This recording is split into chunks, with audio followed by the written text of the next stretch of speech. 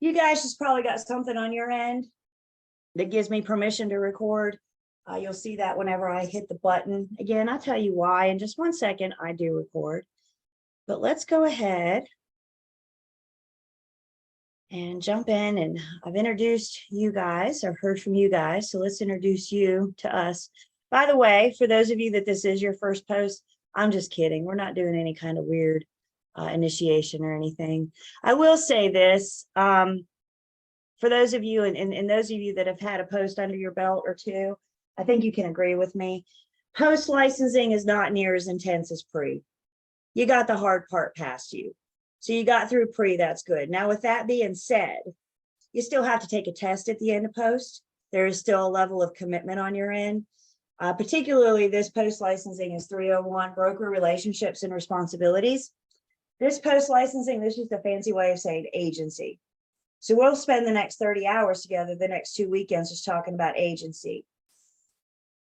I need you guys to almost channel your inner pre-licensing student. Go back to those days of pre-licensing. If agency was a topic that you struggled with, if agency was a topic that you had a more difficult time wrapping your brain around, then you may need to commit a little bit more in 301. Everybody with me? So you know what you know about yourselves and where your weaknesses were and your strengths. And this is where we're heading in 301, broker relationships and responsibilities. You guys have had some kind of contact with Lane. I know you at least got an email from her because you clicked on the Zoom link in her email to get here today. Lane's the owner and director of our school. Tatiana can tell you if you get a chance to meet Lane, she's amazing. One of my favorite people, like ever. So Lane's just a great resource, a great person all around. Lane handles anything directly with the school. So any Carolina School of Real Estate specific questions, you can reach out to her via email or text. Her phone number, I will say Lane is a very busy girl. So just be patient with her. If you reach out to her, she'll get back to you. Absolutely. But just give her a minute. And then the other person to introduce is me. So I'm going to be with you guys for the next couple weekends as we get through agency. My name is Julie Campbell. I do teach pre and post licensing for Lane at Carolina School of Real Estate. As we mentioned earlier, I also get to be affiliated with a sales firm. So I get to wear 2 different hats. Sometimes I got to really stop and think about what hat it is I am wearing at this moment. But I do, and I figure out, we go. I do encourage you guys to jot down my number and email address at any time during our next couple weeks together. If you have any questions, please don't hesitate to reach out to me. I'm not just here Saturday, Sunday, 9 to 5. I'm here all week. I'm around. So never, ever, ever hesitate to reach out to me. If there's anything I can help clarify or help straighten out, text and email are probably the best methods to get in touch with me. And kind of like Lane, I'm busy. Not as busy as Lane, but I am busy. So I'll get back to you. It may not be immediately, but I will get back to you. Just a few things about myself to get us started while you're writing. I know my email's long, but if you look at it, it makes sense, right? Because who am I? I am Julie, the real estate instructor at gmail.com. So if that's easier to remember than jotting all that down, that might be. So just briefly about myself. Let's see, last month, I celebrated 22 years in the real estate industry. I have a strong administrative background. I started out for the first 14 years as the one that got to take care of the agents, let the agents go take care of buyers and sellers. And then one day I kind of woke up and I thought, why do they get to go out there and have all the fun and make all the money? So I gave up my cushy day job, let go of vacation pay and holiday hours and all that good stuff, and made the plunge full-time into sales. I did that for a few years before I picked up this teaching thing, and today we know I wear 2 hats. So you'll learn more about me as we go. It's an amazing industry. It's an amazing field. I'm so excited for you guys for being here and getting started. There's so many opportunities available to all agents, new, seasoned, whatever. So welcome. Everybody good? We have my information jotted down? Okay, good. We're on Zoom. We're at home. And you know what we have a lot of at home? Distractions. Hands down, going on Zoom, this was the biggest problem that we encounter. There are a lot of distractions at home. There's family, there's pets, there's the dishwasher that needs to be unloaded, clothes need folded, right? Anybody else have a big basket of towels somewhere waiting on it to fold them? There are a lot of distractors at home. Can we all agree with that? I need you guys to make the effort our next couple weekends together to be in a distraction-free zone. Because again, we still have to take a test at the end of post-licensing. So distraction-free, if you need to do something during class, if you need to answer your phone or, you know, attend to something at the house or with the family or whatever, all I ask is that you guys turn your camera off and communicate with me, you know, BRB. And then when you're back, let me know that you're back. So distraction free while you're on camera. If you need to do something, please get off camera. We're going to talk about up next, the attendance requirement. The Real Estate Commission says you've got to be here on camera 90% of the time. In a 30-hour class, that means you can only miss 3 hours. So just be mindful of those times that you have to step away from the camera. You have to log in late or log out early. 15 minutes here, 10 minutes there, 5 minutes there. It all adds up, you guys. And the last thing I want is anybody to be in a situation where we get to test day next Sunday, you've gone over your hours and you're not eligible. So 3 hours is the max cumulative, regardless of the reason. There is no allowable absences. Do you have any questions or comments on this?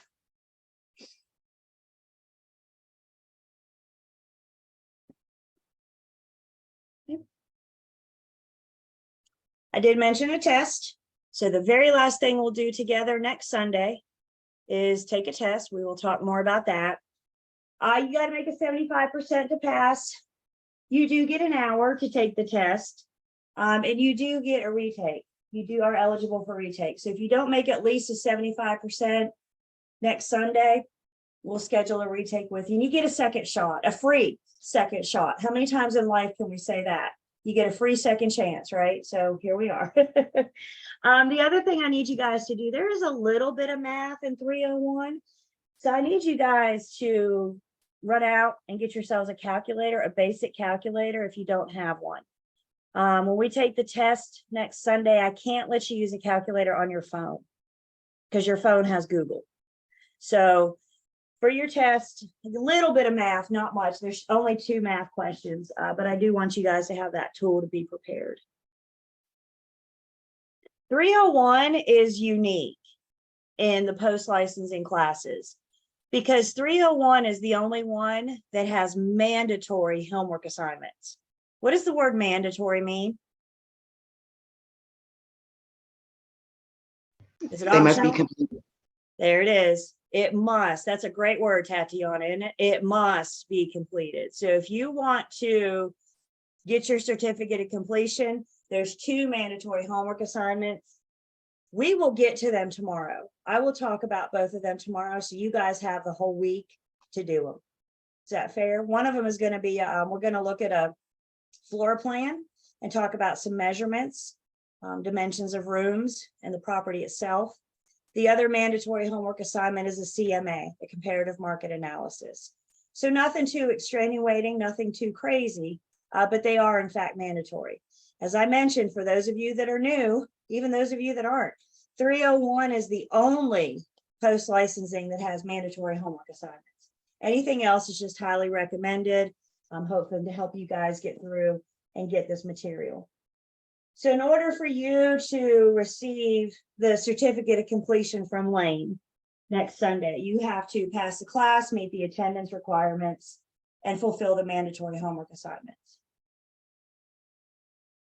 that we'll talk more about tomorrow. The other thing, or another thing about post-licensing, it's a little bit different from pre, and because of our numbers, we have more time to hear from you guys. Those of you with experience, all of you have had closings. When it comes up, we love to hear your stories. We love to hear your experiences. I think that's one way that we can all learn. Myself, I consider myself a seasoned agent. is still learning. You guys that just got your license, welcome to learning. And you're going to constantly be learning in this industry. So one way is we can absolutely learn from each other. The other agents you have in your office, the other agents you encounter, absolutely learn from each other. I also, of course, encourage questions. I want to hear from you guys in post licensing. I mean, I want to hear from you in pre too, but I just got more time in post. Now, with that being said, we do have a certain amount of material that we're required to cover. So even though I want to hear from you guys, I still reserve the right to keep us going so we can get through all the material. So there's a fine balance, a fine line, but it is a little bit more engaging and interacting. So that's good. Couple resources for you guys. Do you all have a real estate manual? Either you have the hard book or you have the digital. Why don't you guys tell me in the chat what you got, hard book or digital? And again, that way I'll have it for my records. The commission does require, this isn't Carolina School of Real Estate, the commission does require a current manual. Tatiana's got the digital. I'm going to talk a little bit about the digital. I like the digital. One, it's cheaper, but two, the problem with the hard book, once they print it and then they update a rule or a law, guess what? This thing is out of date. With the digital, they can update it as it goes. So your digital subscription is good for 2 years. They say your hard book is good for 2 years too. But again, I mean, we just updated forms July 1st, didn't we? So already this thing has some out of date information. So I'll talk to you guys a little bit more about the digital book, because I do think it's a good resource, especially once you get out of pre-licensing. I'm also got not pre-licensing, post, where are we? I'm also going to introduce you guys to our online learning system. It's got some good tools, some sample quizzes, things to help you guys get through this class. We got some forms we're going to look at in this class, agency related forms. So we'll look at our working with real estate agent disclosure. We'll look at our agency agreements. And then, as I mentioned, a calculator. Do I have any questions about anything so far? Comments? Oh, and one more thing, not yet. The most important thing before you guys ask, breaks. How do breaks work? I can't believe I almost forgot that. We try to take about a 10-minute break every hour and 15, hour and 30, something like that. Give you guys the opportunity to go get your coffee, return your phone calls, text messages, that kind of thing. Also, because this is a day-long class, we do get a lunch break. So we'll plan on probably about a 45-minute lunch break. And we'll plan on our lunch break. I like to go about 12:30, 12:45, somewhere in there. So if you're planning your weekend meals for the next couple classes, like I said, I like to go about 12:30, 12:45. It kind of shortens the afternoon a little bit. Sometimes we go to lunch and we may eat a little bit too much and we get a little heavy-eyed in the afternoon. So hopefully a shorter afternoon. Don't eat a big lunch. Save that for dinner. Okay, now that we got breaks out of the way, any questions about anything so far? Kind of your class orientation.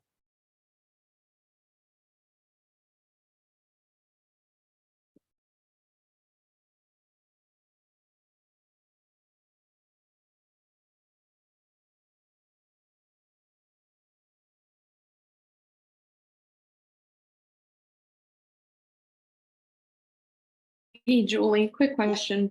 Sure. Do you remember what tab? I haven't looked. I mean, I took the other post licensing like way back when, so I can't remember from when you go to the North Carolina Real Estate .gov. Where do I go again to go back to the book? So this is a great. Oh, you're at the commission's website? Yes. There's several different places you can get to it from the commission's website. So you can, under publications, your electronic real estate manual, online only subscription. That's one place to get to it. And I hit that button by accident. I didn't mean to do that. Yeah, that's one. Did that get you in? Did that get it? Yeah, that got me in. Okay, perfect. Thank you. That's, of course, that's one of those things I've learned that you can find pretty much anywhere you go to on the commission's website. But yeah, once you see that, Thank you. And again, I'll talk to you guys a little bit about the hard book. I'm sorry about the digital.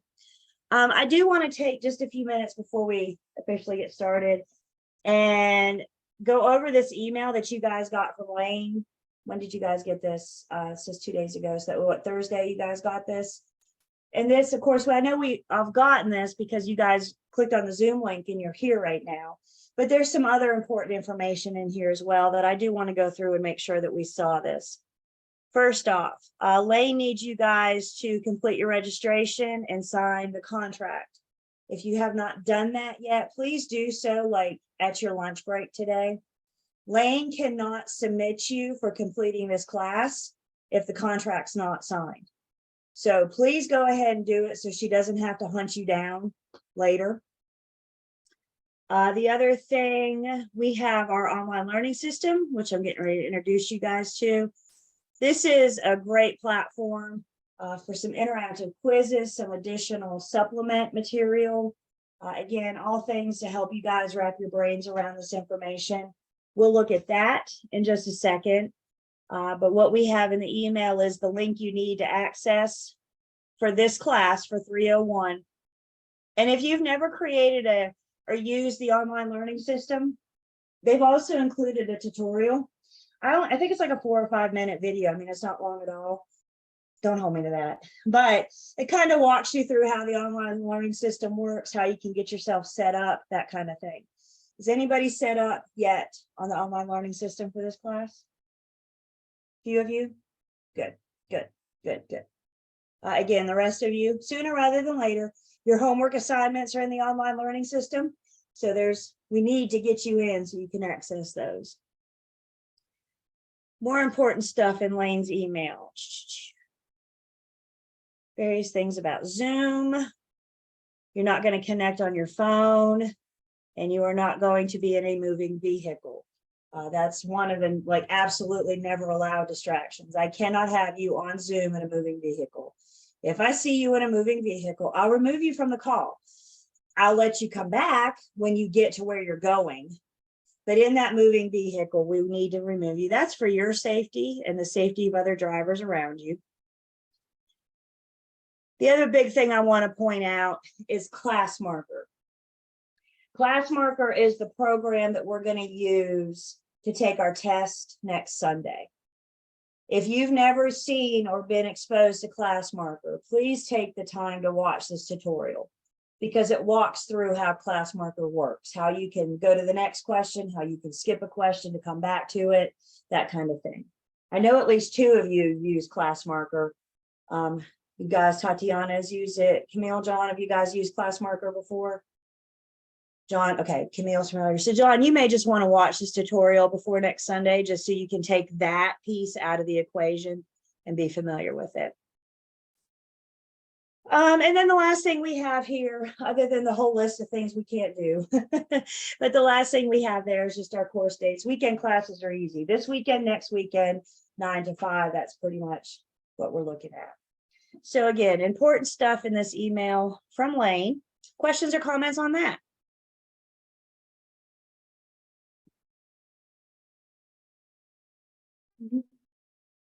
Yeah, no? Okay. The last thing I want to go through real quick, introduce you guys to, is the online learning system for this class. So you guys, again, if you haven't gotten your count, you're going to do that. This class does follow the syllabus, so we provide you with the syllabus. The Real Estate Commission provides syllabi for pre and post licensing to make sure we're covering the material that they want us to. So here's the syllabus for this class if you want to peruse through it and see what we're getting ready to get involved in. Link to current forms. As I mentioned, we're going to pretty much look at agency forms in this class. So we'll look at our agency agreements, working with real estate agents. Any form, not any form, but most of the forms just in general, not even that we're going to talk about in this class, but contract forms and contract addenda and amendments and lots of forms are in this link. If you're affiliated with a firm, you already have access to all these forms provided to you through your firm. However, for those of you not affiliated yet, you may want to, while you still have access to the online learning system for this class, if you want to peruse this list and grab any form you may want to look at, it's available to you now. And then as you can see each section as we go through these, there's just different things to help us get this material, better understand this material. So we're going to go through the online learning system together as we work through class together, getting ready to start with section 1. I also have a folder just for us. So we have a folder called Julie. Thought that was a pretty good name. So we have a folder called Julie. And a couple of things I have in here. First off, I have our PowerPoints. So all the PowerPoints for the class you guys are getting ready to see, I have loaded in here for you. I fear sometimes we're so busy writing down every single word on the PowerPoint that's in front of us, and we may not be listening. So one way I try to help combat that is to provide the PowerPoints for you if you want to follow along, or if you want to look at them before, after, during class, whatever. But my hope by providing them to you is to take the fear out of some students of, oh no, if I don't write this word down, I'm never ever going to see it again. So you have it here in front of you. And if you need to go back and review and refresh, it'll be available to you during this class. Another resource I have for you guys, I'm recording. We're going to record all of our classes. And this evening, I'm going to give myself a homework assignment. And my homework assignment for this evening is to create our very own YouTube channel. So this evening, when I create our channel, I'll load today's class in it. Tomorrow, I'll put tomorrow's class in it, next weekend, etc. When we come together tomorrow, I'll share the link for our YouTube channel. So not only will you have the PowerPoints, but you literally have every word that we said. So if section 1 is a little muddy to you, not only do you have the ability to go back through the PowerPoints in the book, but heck, you can go back through the recording at your own pace. You can pause me on the recording. You can rewind me on the recording. You can't do that in real life. There's no shutting me up in real life, only on the recording. So I'll give you guys that link tomorrow, and you'll have that available as well. Is that a good resource? I always think so. I just talked, I said the worst thing that came from Zoom was distractions at home. The best thing that came from Zoom was teaching me the importance, not even the importance, the benefits of recording and making this available to you guys. And when I go back in person, I got to figure something out if I go back full time in person, because this is a huge benefit. So definitely make that available to you guys tomorrow. Questions, comments? No. Concerns so far? It's early for concerns, but I'll take them. Okay. All right.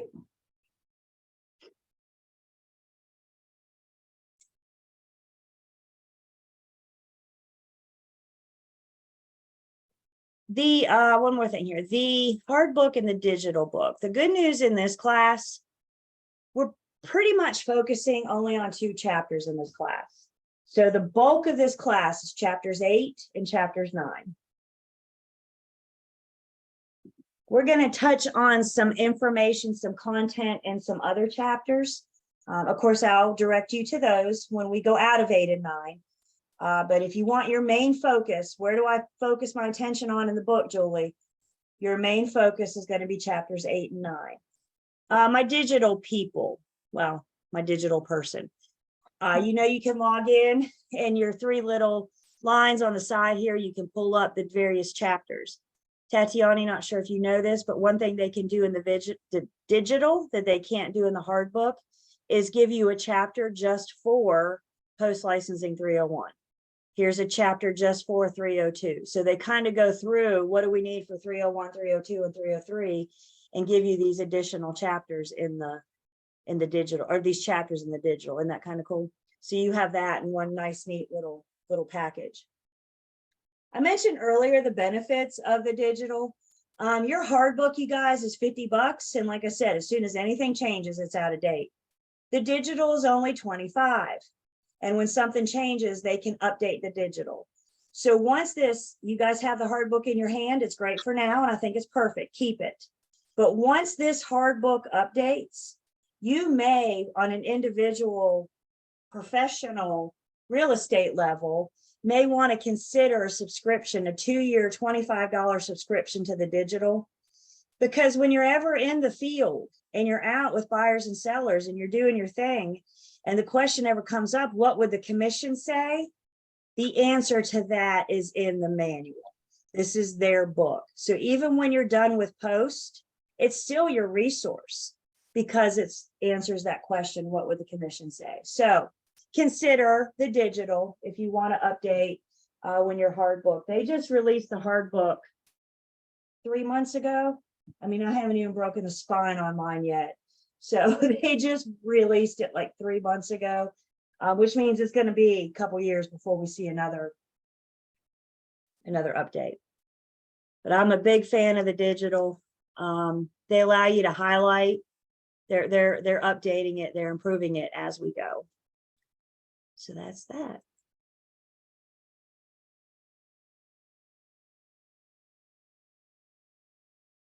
So why are we here? Well, other than, of course, the fact the Real Estate Commission makes it required, we have to be here.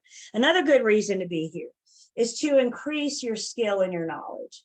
You guys scratched lots of surfaces in pre-licensing. Lots of surfaces in pre-licensing.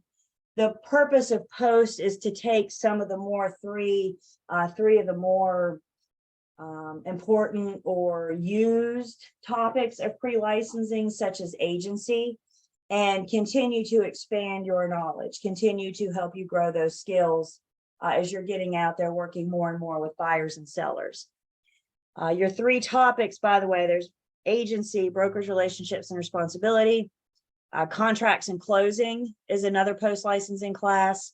And then North Carolina law and rule is another post-licensing class. So those 3 bigger tested topics in pre are coming back at you at post, and we're going to get more in depth, more involved. Yes, thank you. Before I forget, how do you purchase the digital? You can go to the commission's website, and if we look on our actually publications, I'm sorry, subscribe to e-bulletin. Thank you. I told you to do it. I just didn't tell you how, right? All right. So post-licensing. So as we've been saying, this is our brokerage relationships and responsibilities. The main focus is going to be agency. So the main learning objectives, the main purpose of this class is to help you guys in the field of real estate in regards to agency relationship. We talked about your affiliations and everything. I have a feeling we're probably residential sales on this call. Is anybody doing anything other than residential sales? Are we doing commercial or property management? Kimberly, what you doing? So I'm going after property management right Hey. now. Yeah, that's my interest because I actually own a couple of properties, and I know I don't need real estate license for that purpose, but I just want it lawfully. But I'm trying to go and work under a property management company right now. Good for you. Good for you. Thank you. Yeah. Kimberly, unfortunately, most of this class we're focusing on buyers and sellers. That's okay. I mean, We may touch on the landlord tenant on the property management piece of it. I don't care what your field you're going into. Property management, commercial, residential sales, it makes no difference to me. You are not leaving pre and post licensing with enough information to go out and fully work with buyers and sellers, landlords and tenants. Even after leaving pre and post, no matter what avenue you're going, you always need to be seeking training from your firm, local board of realtors. Real estate is an ongoing learning opportunity. Every day is a different day. And so please don't think that when you're done with post, you're done learning and you don't ever have to do any kind of training again whatsoever. Y'all, this is just the beginning. Those successful agents, they're constantly learning. They're constantly staying up to date with the technology and the tools, and they know the current laws and the rules. They're always honing those skills. So even though we're not spending much time on property management in this class, I think I got like an hour set aside for it. But even though we're not mentioning much for property management in this class, it is still about the agency relationship and understanding how we work with the consumer. May that consumer be a buyer, a seller, a landlord, or a tenant. We also want to legally and ethically protect the interest of the public. We may remember that is the main purpose of the Real Estate Commission, is to protect the public. The commission's main purpose is not to help me make lots and lots of money and do lots of transactions. The main purpose is to protect the public when they're working with us. Isn't that funny?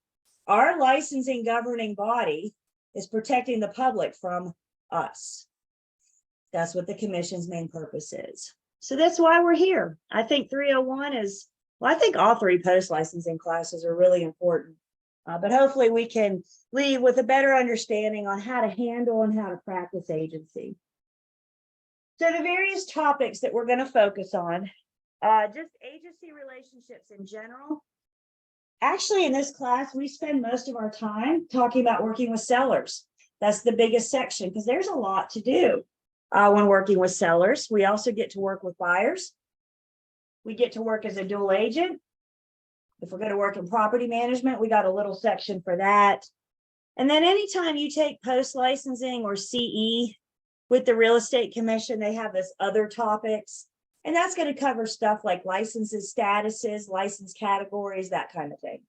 So that's the very last thing that we'll go through, that we'll discuss.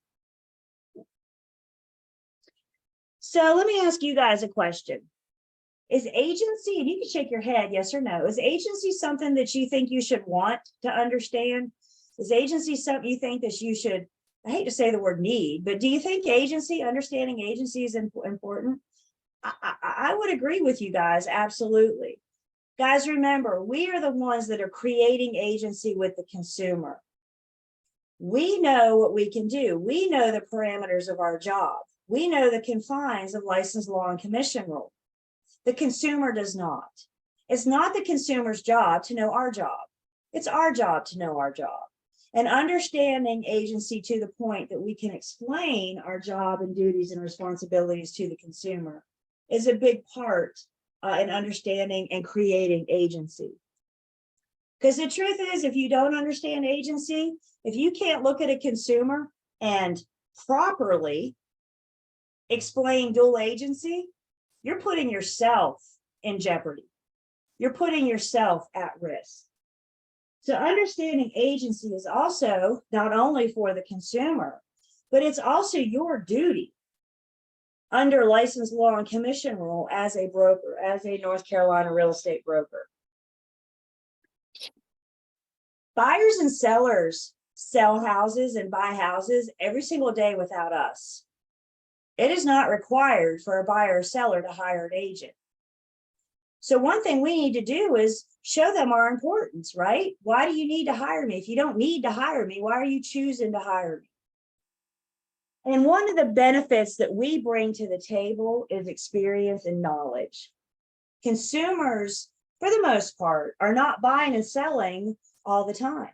They may buy for the next, they're good for the next 10, 12 years. If you want to wait 10, 12 years to buy a house, I can guarantee you it's going to be different to buy in a house in 12 years than what it is today. I don't know how it's going to be different, but I can guarantee you the market's going to change. Things are going to look different. So the typical consumer is ignorant because they're not up to date in real estate. They're not up to date with what's going on in the market. They're buying, they're selling one and done for, like I said, the next so many years. Now you get the investor that buys and sells 8, 10, 12 times a year. They kind of have a handle on it, don't they? In some cases, they do more transactions than some real estate agents, so they may understand it a little bit better. But the desire for the consumer to hire us is because we bring the knowledge. We bring the ability to help them find the information that they're learning. We're going to help the consumer make that right decision. I consider us fact finders. I provide the facts so they can make an informed decision. I'm not the one buying this house. I'm not the one selling this house. These decisions are not for me, but it is my job to help them gather that information, the correct information, so they can make an informed decision. And that's our big responsibility. That's our big duty. I can't make anybody do anything, can I? I've yet to figure out how. Have you guys ever heard that old saying, you can lead a horse to water, but you can't make him drink? Well, we've expanded on that. You can lead a horse to water, but you'll drown it trying to make it drink. You can get the information to the consumer. What they do with it when they get it, that's on them. And because we're the ones helping them make that informed decision, that's what we bring to the table. Blows my mind how many stories I hear about buyers and sellers going without an agent because they're going to save some money. Maybe they will, maybe they won't. I don't know. But one wrong decision could cost them more than my commission. So do they need an agent? I can't answer that. But what I can do is make myself valuable, make myself an important piece of this transaction by being educated, by having the facts, by understanding agency and how all this works. So that's why we're here. That's the big picture of why we're here.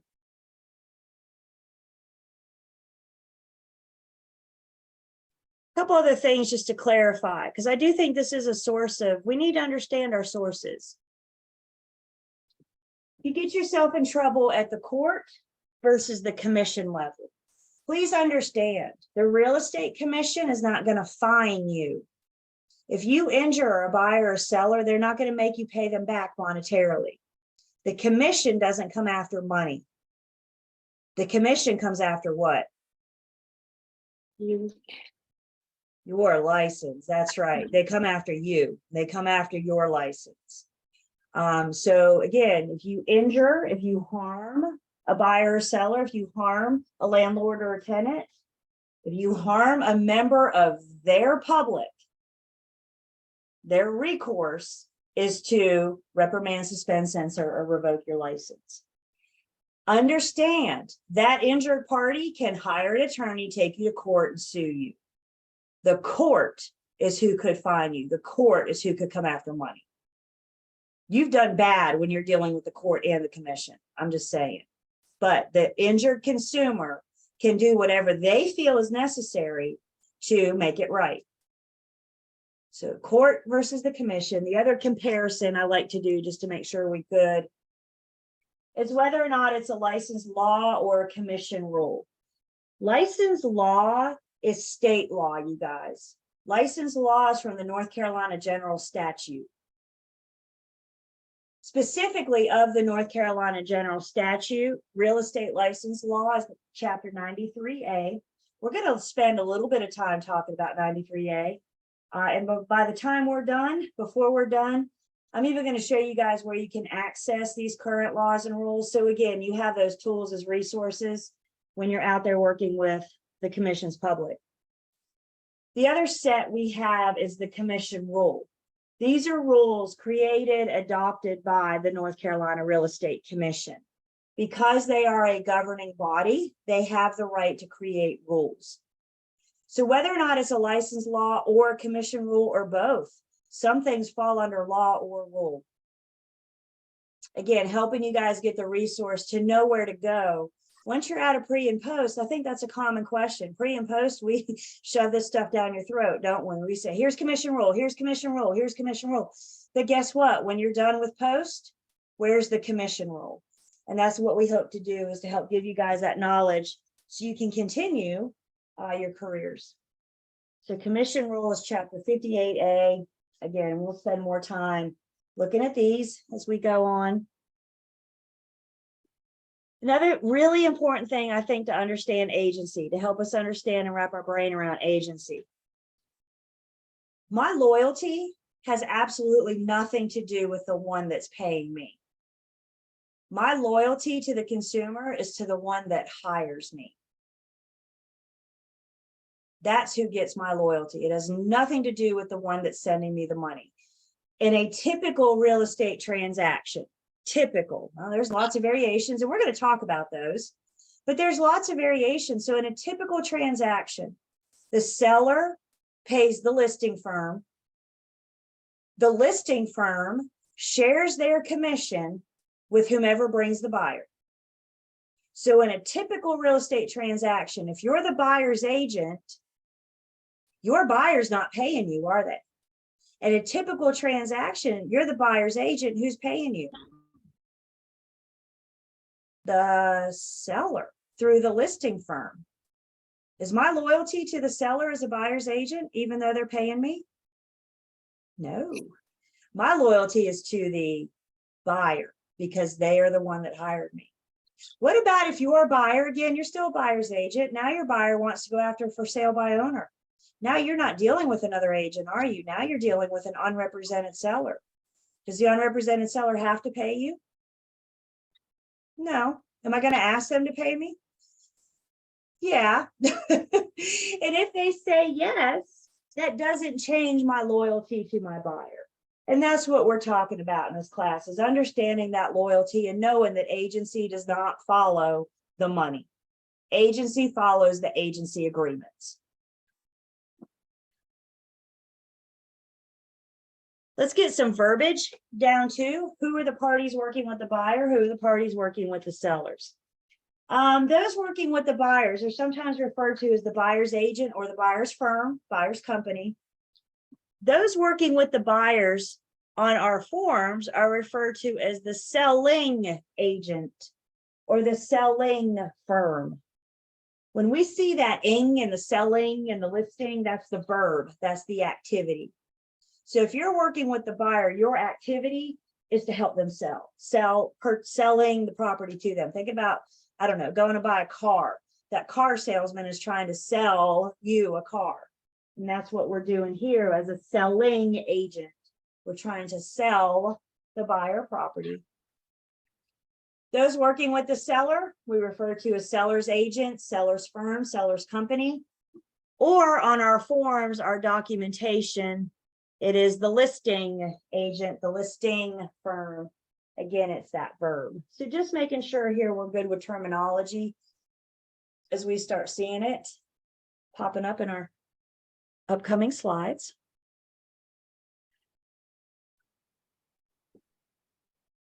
So we're about ready to get started, officially get started in section 1. Do I have any questions or comments so far?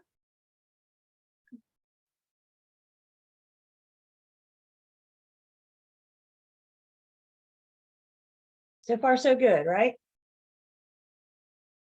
Good. Ed Bob's good. All right. So here we are, the first section. We'll be here most of today. We may get started on section 2. If we do, it'll be later today. So we'll be here most of today. And this is a great review. Section 1 is a great review just about agency relationships and in general, and some of the duties that we focus on in this class. One thing I do want to point out as we get started, I do have my, if you notice here in the bottom right, I do have my, you guys see these numbers down here? Those should correspond to the pages in the hard book. Tatiani, the problem here is we don't have page numbers in the digital yet. So we don't necessarily go in order. So you might be kind of skipping around a little bit, and I'll try really hard to keep you know where you are so you can keep up with it that way. For what it's worth, you guys probably won't care by the time they get done. For what it's worth, though, they are working on putting page numbers in the digital. So future post-licensing students will be able to follow along better. So we're starting on, and they've updated the book, so my page numbers are off. Son of a gun. All right, so I'm starting on page 137. Pay no attention to the page numbers at the bottom of the PowerPoint slide. I'll have you guys in the right. Does everybody, the rest of you with the hard book, is yours purple? Is it purple? Okay. If it's purple, I'll guide you in the right place. If it's blue, your page numbers on the PowerPoint are right. Like I said, I just got this thing. Yeah, I haven't even broke my spine yet. So put it on my to-do list. So we're starting on page 137, talking specifically about where this idea of agency comes from. And with this idea of agency, we talk about the common law of agency, the law of agency.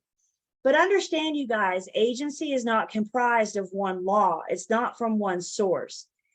Agency, as we know it, comes from several different sources. It all started in the common law of agency back in the days of England when we all served a king. And how we served that king and the duties and what we owed that king was spelled out by the common law of agency. Now, fast forward through time, as that law of agency evolved, so did society, so did the way that we handled and did things. Eventually, contract law came into play to dictate how we handle agency. Contract law could come from various license laws and commission rules. It could also come from previous court cases. I've always heard we get a law or rule, it's usually the result of a court case. Somebody sued somebody, so now we got another law. And so past court cases, past lawsuits have created this contract law that have helped shape how we practice agency today. And then also, as mentioned, North Carolina license laws are general statute. That specifically, very directly spells out some things about agency. And then the North Carolina Real Estate Commission rule, again, giving us more insight on agency. A brief introduction to the players of agency. Who are the players? Agency is kind of the action. Agency is the activity, if you will, of working with buyers and sellers in these transactions. One person or entity, if it may be the firm, is authorized to act on behalf of another. And that's the big picture of agency. When we're hired by a seller, we are now hired to act on behalf of that seller. We're hired to act on behalf of that buyer. Now, we're hired to do very specific jobs. If the seller's hiring me, they are hiring me to help them list, promote, and sell their home. Buyers hiring me, they're hiring me to help them locate and purchase a suitable property. But before they hire me brings in that role of agency, that action of agency, and allows me to work on their behalf, to help them do my job, do what I was hired to do. The principal and the client, we use those terms interchangeably. The principal is the client, one and the same. They're the ones that hire us. We're going to talk about, obviously, a lot more about our principal and our client, what duties we owe them, what they owe us. But for right now, let's just understand the principal or the client is the one that hires us. Those that don't hire us are the customer. So I can pretty much take my whole real estate market and put everybody in two categories. Either you hire me and you are my client, or you don't and you're my customer. So we'll talk more about those roles. The agent is typically the individual person that is allowed to work on behalf of the firm with the firm's buyers and sellers. Guys, remember, the agency relationship is between the client and the firm. Every single one of us, you guys with closings have probably already done it too. Have you been running around all over the streets talking about my buyer and my seller? Guess what? It's not your buyer. It's not your seller. It's your firm's buyer and seller. But they allow one of us to work with their buyer. They allow one of us to work with their seller. And that is the agent, the individual.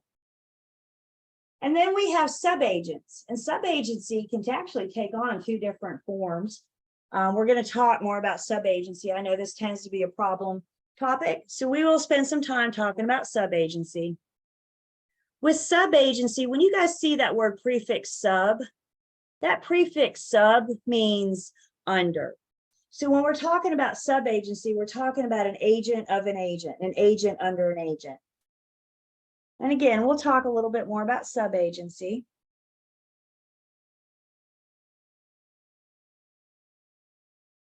When it comes to agency and that principal-client relationship, one word that we need to understand is fiduciary. I'm on page 138. Fiduciary, in its simplest definition, is a relationship of trust and confidence where one person is entrusted to hold or manage property, money, something of interest for another. When it comes to fiduciary, The word I always focus on is trust. That fiduciary, this is a relationship of trust. That principal, that consumer should be able to trust that I have their best interest. They should be able to trust that everything that I do is in the best interest of them. I'm acting on their behalf.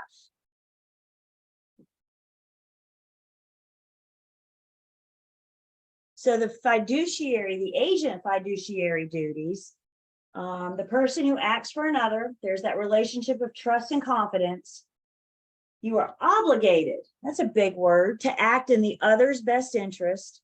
And we're always going to place others' best interest above our own. Sometimes, when we talk about that principle hiring us, I'm going to be loyal, I'm going to be obedient, I'm going to put their best interest above all others, sometimes even my own. I think one of the early things that we can understand about agency, one of the early things we can wrap our brains around agency is not about you. Agency is about my clients. Agency is about my principal. And that's the fiduciary. Now, so many times, pre-licensing, post-licensing, the questions I get, when do I get paid? How much do I get paid? Da, da, da, da, da. That's not what a fiduciary relationship is. Getting paid is a benefit of doing your job, of doing what we're supposed to do with these clients. Getting paid is a top priority. I get that. We got to pay the bills. We got to put food on the table. But I'm telling you guys right now, if we don't properly do agency, it's going to be awfully hard to make a living in real estate. So understanding this agency, understanding that they go first, understanding that our commission is not the most important thing about this transaction, is going to get us a long way in better understanding agency in general. Questions, comments? So far, so good.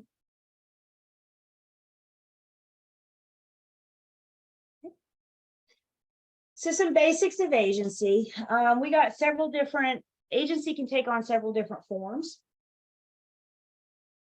We could have a seller agency only. We're going to talk about each of these. Buyer agency only, dual agency. Your firm may regulate how you practice agency. Your firm may tell their agents, this is what we're going to do. Understand, the commission sets these commission rules. They set these parameters. Firms are free to operate under these parameters, or within these parameters, I should say. So the commission says you can do this, sub-agency, dual agency, exclusive agency. The commission says you can do any of this. The firm may dictate what we're actually going to do. So the commission allows the firm, which is kind of cool. It'd be kind of boring if all firms had to work the same way, right? We wouldn't have much going on. So the commission sets the parameters for the firms to work within. How they choose to proceed with that is going to be up to the firm's policy. So let's talk first about seller agency only. In seller agency only, firms only work with sellers, which means only sellers are their clients. The firm doesn't choose to work with buyers.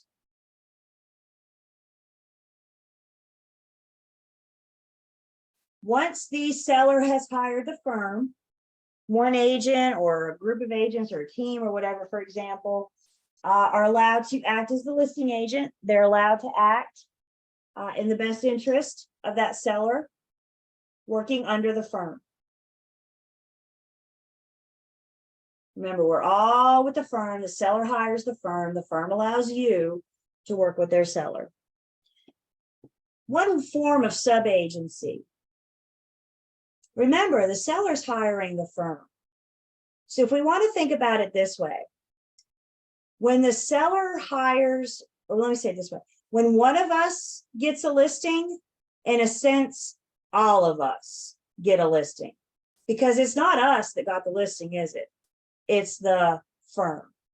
So let's say, for example, you guys all decide you want to come work for Julie's Real Estate Shop. So you come affiliate with me. I'm the broker in charge. I am the firm. The 5 of you are my agents. One of you gets a listing. Good for you. Congratulations. I'll allow you to work with my seller. The rest of you by default are going to be sub-agents because you're agents of the firm. So even though you may not be the listing agent, even though you may not be the one directly communicating with the seller, by default, you still have a duty to my seller. You still owe that old car.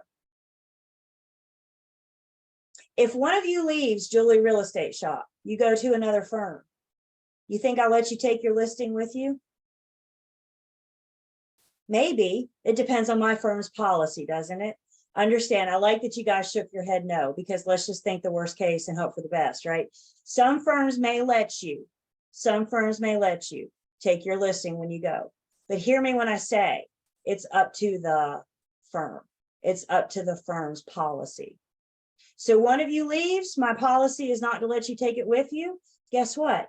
I'm going to reassign it to somebody else. I'm going to say somebody else gets to be the listing agent. Now go work with my seller.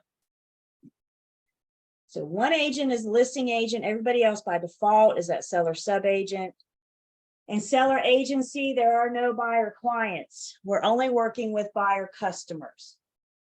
Buyers that are interested in our listings are either unrepresented or they're represented by another firm. But they are not represented by Julie's Real Estate Shop because all we work with, all we represent are sellers. The other thing I didn't ask you guys, I should. See, Tatiana, I know you're here in Winston area. So if you're with Lane, you're local. And Camille's with LRB. No, I'm sorry, Long and Foster. Long and Foster, the other one down the street. Okay, so I know she's in Winston. John, where are you? You told me this. Asheville. I'm sorry. Canton. I'm sorry. little brain, you know. Kimberly, where are you? And where I'm located? Uh-huh. In Durham. I just want to You're make in sure. Durham. Okay, so you're down east. Durham, nice. And Taylor, where are you? Oh, Wilmington. Wilmington. Oh, can you go to the beach tonight? Probably. Dang it. That's not fair. Why'd I have to ask? Okay. I'm happy for you. Don't I sound like it? Okay. I belong at the beach. I will wind up down there some year, someday. So, you know, again, the reason I ask again where we are,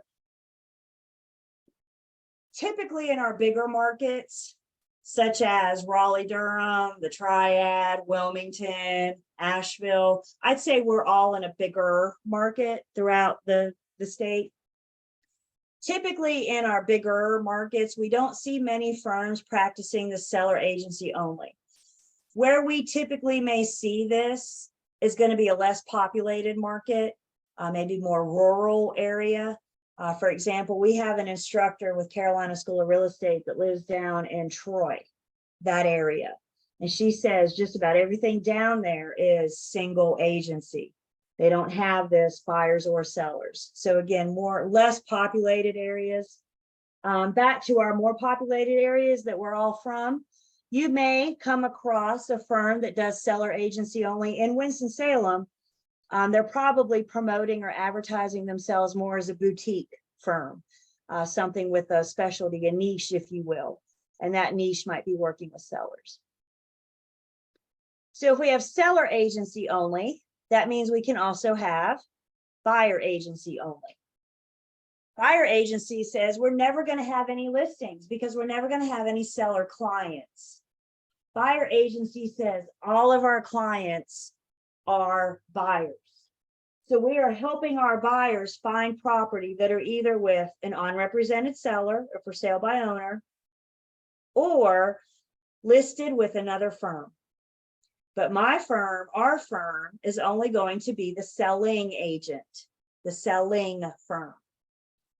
So again, I allow one of you to work with my buyer as the selling agent. The rest of you by default are sub-agents because the relationship is between the buyer and the firm.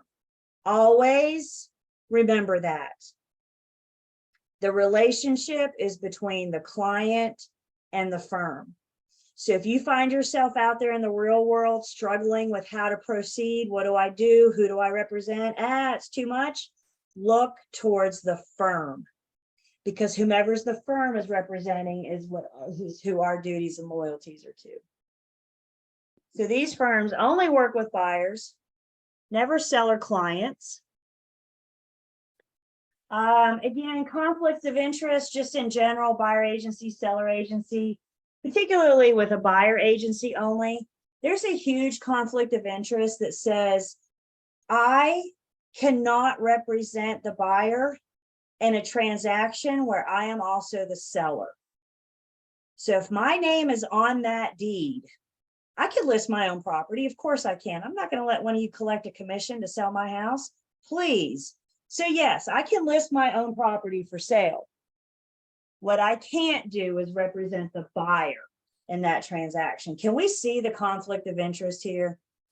We're getting ready to talk about OCAR. We're getting ready to talk about those duties that I owe my buyers and sellers. And if that buyer hires me, they expect the fiduciary, they expect OCAR, right? That's what I owe them. But if my name is on that deed, do I have my buyer's best interest?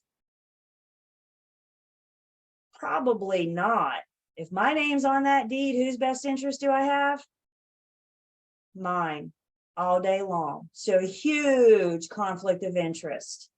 As a buyer's agent, if you are working with buyers, you cannot represent the buyer in the same transaction that you are the seller. Now there is a little difference here. Residential transactions, residential sales, absolutely not. Commercial sales, there's a little exception. With commercial sales, commission rule will allow you to work with the buyer in a commercial sales transaction that you have an ownership interest. You can be a buyer's agent in the commercial transaction that you have an ownership interest. Your ownership interest must be less than 25%. So you're in it at 24.9% ownership interest or less. Commercial only. The other piece of this, you must go into this with full disclosure. That buyer needs to know that you own 24.9% interest or whatever your ownership interest is. And we have to disclose that to them and then give them the option. You can't let them come into this not knowing that.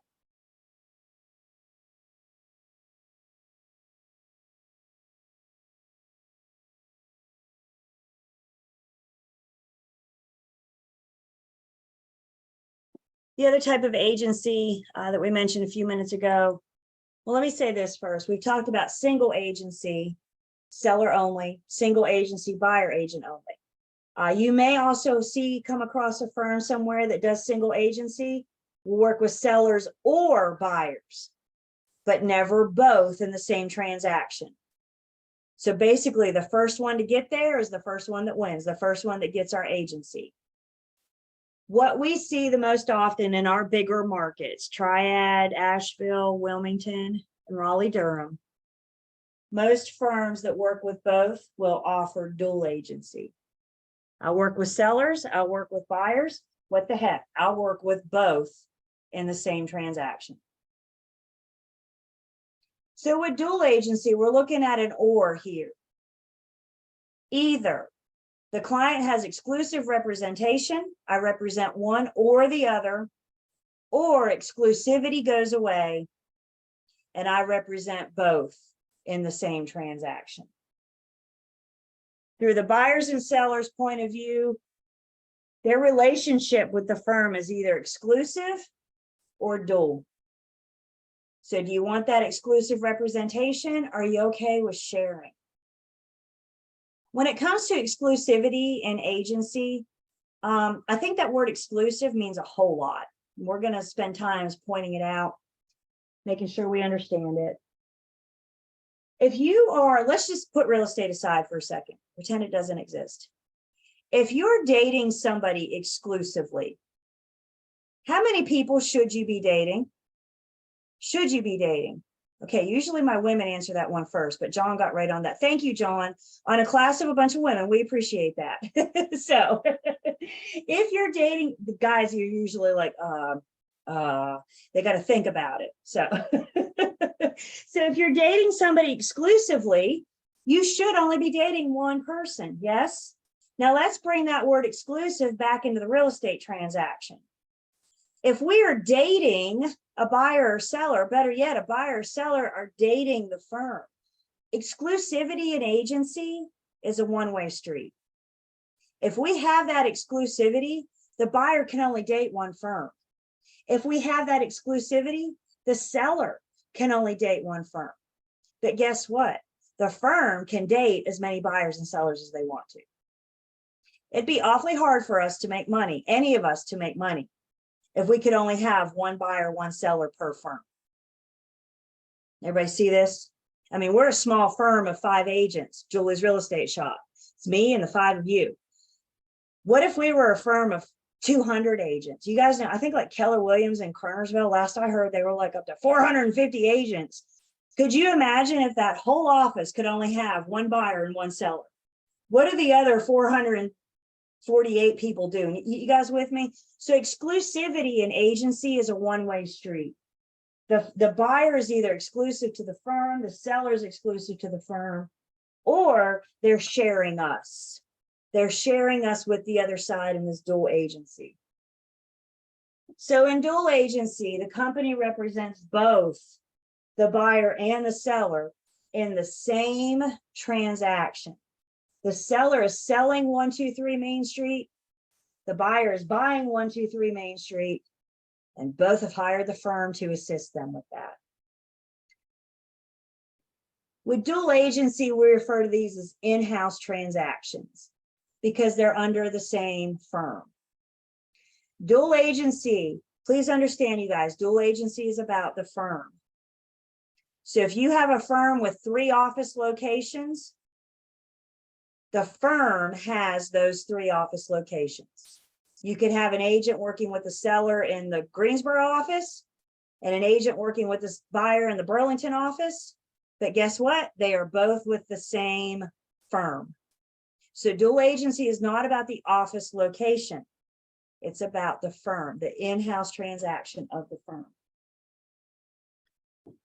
Dual agency has to be intentionally created.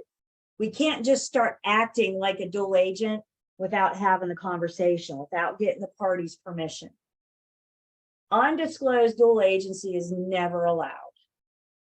Undisclosed dual agency means I just start working, I just start acting as a dual agent and just say, oh, just sign here. We're going to do dual, just sign here. I don't have to explain it. We'll figure it out as we go. Just sign here. You'll be okay.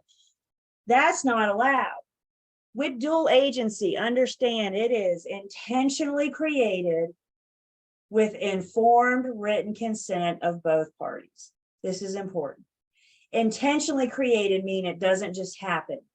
Intentionally created means it's done with purpose. You and I create this. And we do so with informed written consent of both parties. Does informed written consent mean we're going to say, just agree to dual and sign here, no questions asked? Am I informing you of anything? No, we're going to let the people know what it is that they're getting into. In the case of dual agency, what they're giving up. Now, we got a whole section dedicated to dual. I'm just grazing over it right now. But we got a whole section in this class dedicated to dual, so we will definitely spend more time with dual agency. I think in practice, in the real world, if there's any ever concern about whether or not you properly created dual agency, we can ask ourselves a couple questions. In asking yourself if you properly created dual agency, were both parties provided with a clear explanation of dual consequences of the company or the broker operating for both parties? If you can answer yes to that, you have properly created dual agency. Another good question to ask yourself: did both principals consent to previously disclosed dual agency? Do we have both parties' permission? Again, if you can answer yes to these questions, both of these questions, you know you have properly done dual agency. If you can't, you may need to go back and revisit it and make sure that your parties understand. Questions or comments so far?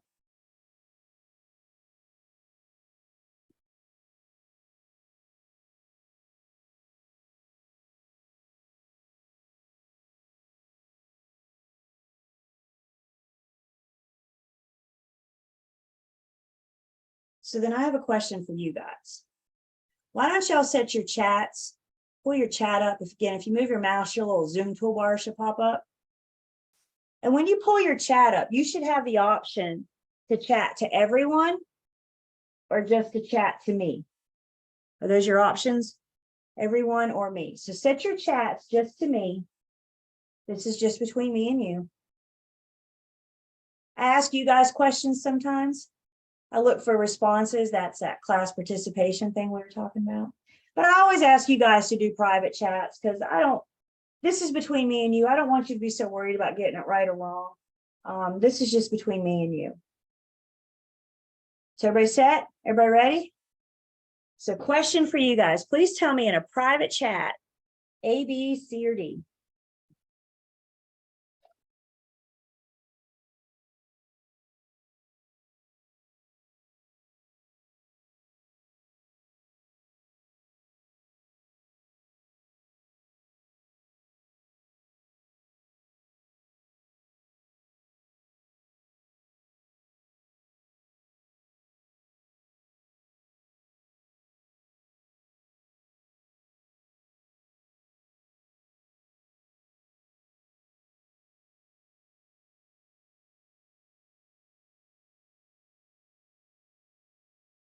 Everybody in. Let's see, 1, 2, 3, 4, 5. Okay, so whenever we see a question, let's talk about preparing for the test next week.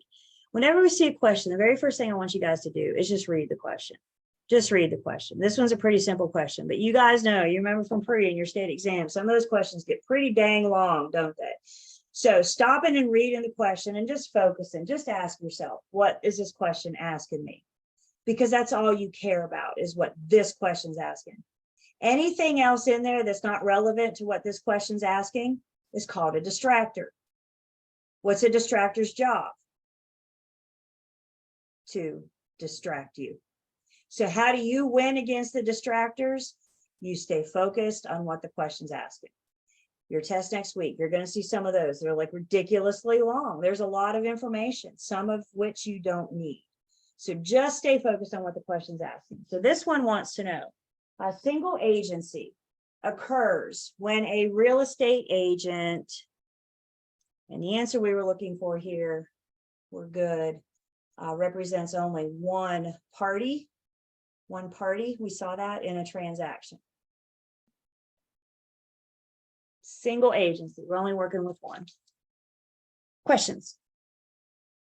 Comments?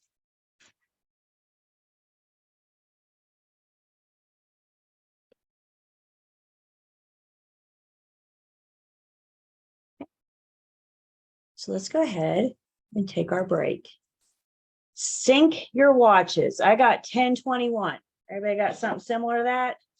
So let's take 10 and we'll come back at 10:31, 10:32, just because that's going to change. So let's take 10, set your timer if you have to, so that 10 minutes goes fast. So set your timer if you can't get away from it. To go to break, you guys are welcome to turn your cameras off. Yet we really don't want to see what you do on break anyway. So turn cameras off. We come back, cameras back on in 10 minutes.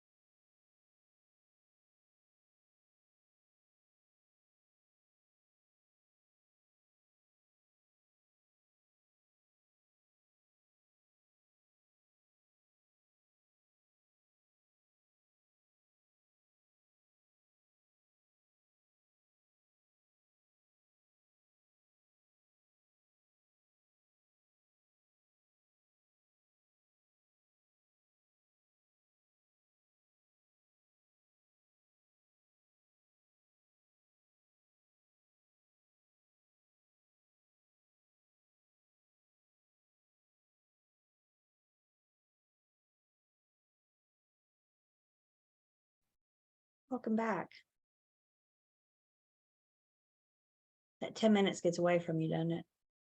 Especially when you're, folding that basket of towels and all the other stuff is waiting on the other side of this door for you. All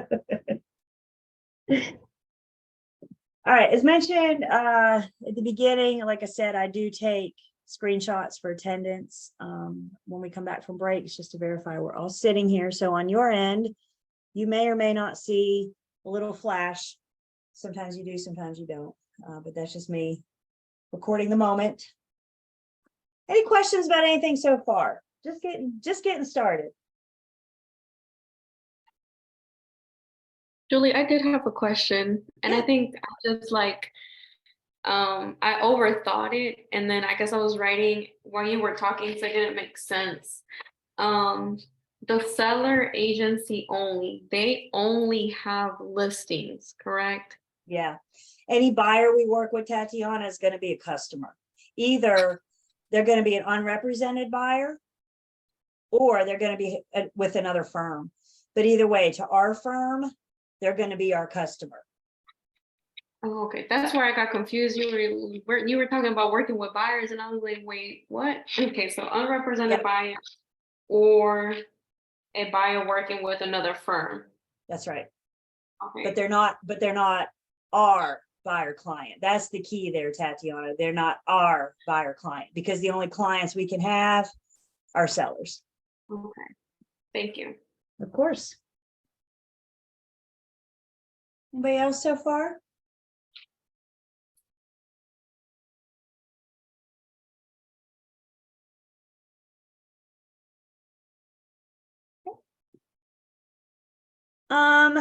When two companies cooperate together, so you got firm ABC and you got firm XYZ coming together for the purposes of brokeraging this transaction. We're coming together, two firms coming together for the purposes of bringing buyer and seller together in this transaction. These are referred to as co-brokered transactions because we're dealing with two firms.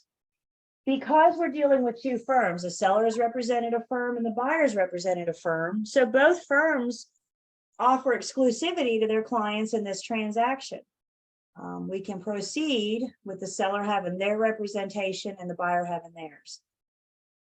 This is probably, I don't have the numbers in front of me, but I'm going to say this is probably the most common thing that we see. Dual agency is also common, don't get me wrong. But I think what we see most often is this co-brokered transaction. So with co-brokered transactions, listings, there's a listing agreement. It is spelled out in the listing agreement that the seller pays the listing firm shares their commission with whomever brings the buyer. Maybe the person bringing the buyer is from your firm, maybe it's from another firm, doesn't matter. We're letting, in the listing agreement, we're hashing it out with the sellers about how I'm going to compensate, how I'm going to share my money with the person that brings the buyer. Once we have that listing agreement, we're going to put it in our MLS. John, you have, let's see, you guys on Canopy? Are you Canopy MLS up there now? Okay, so you guys are now with Canopy. You have Charlotte MLS. Tatiana and Taylor, we have Triad MLS, Camille Triad MLS, and then Kimberly, you have Triangle MLS, I believe what yours called. Yep, okay. So different MLSs across the state. Understand this, and we will talk about this a little bit more with your commission, but understand this, you guys. I'm only guaranteed commission from the MLS in which I'm a member. My real estate license says I can brokerage any transaction as long as the property is located in the state of North Carolina. I can go from Murphy to Manteo with my real estate license. However, once you affiliate with an MLS, your guarantee of compensation is only guaranteed through your MLS. So let's say I want to go to Candor this afternoon and show a property, and I'm now going up to John's neck of the woods. I'm a member of the Triad MLS. I'm not a member of Canopy. Am I guaranteed commission? No. So y'all, before you hop in your car and start trying to do business in another MLS, I need you to pick up the phone and call John first. I need you to say, I have a buyer that's interested and they want to come up to Asheville and see your listing.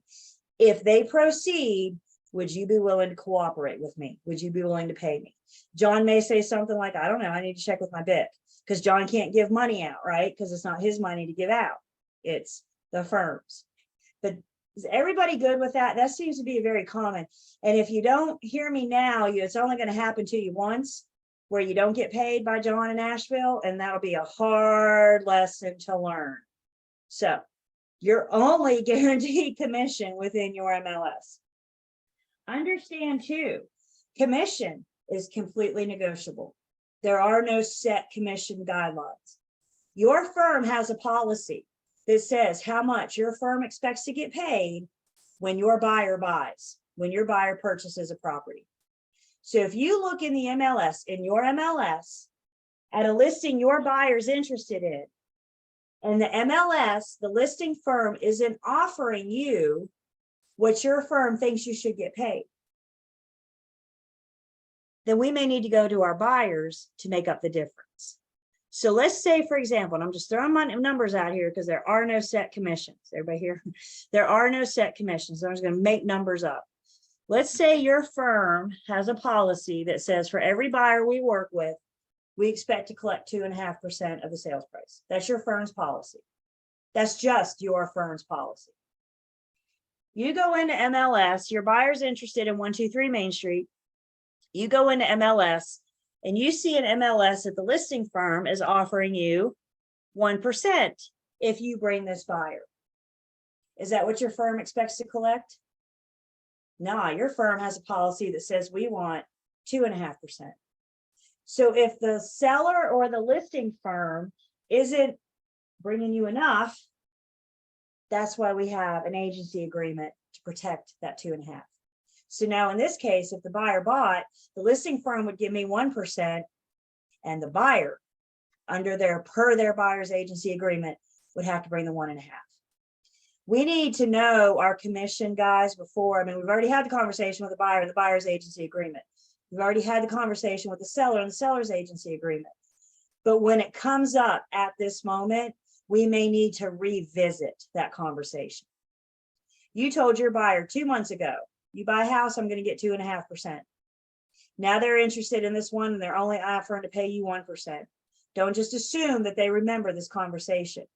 Before they ever cross the threshold of this house, before you ever show this property, we need to make sure that they're still willing to pay you that 1.5 per our agency agreement, that difference per our agency agreement. We've got to make sure that even though what's advertised in MLS may not be what the firm expects to collect. So understanding our firm's policies and the money they expect to collect.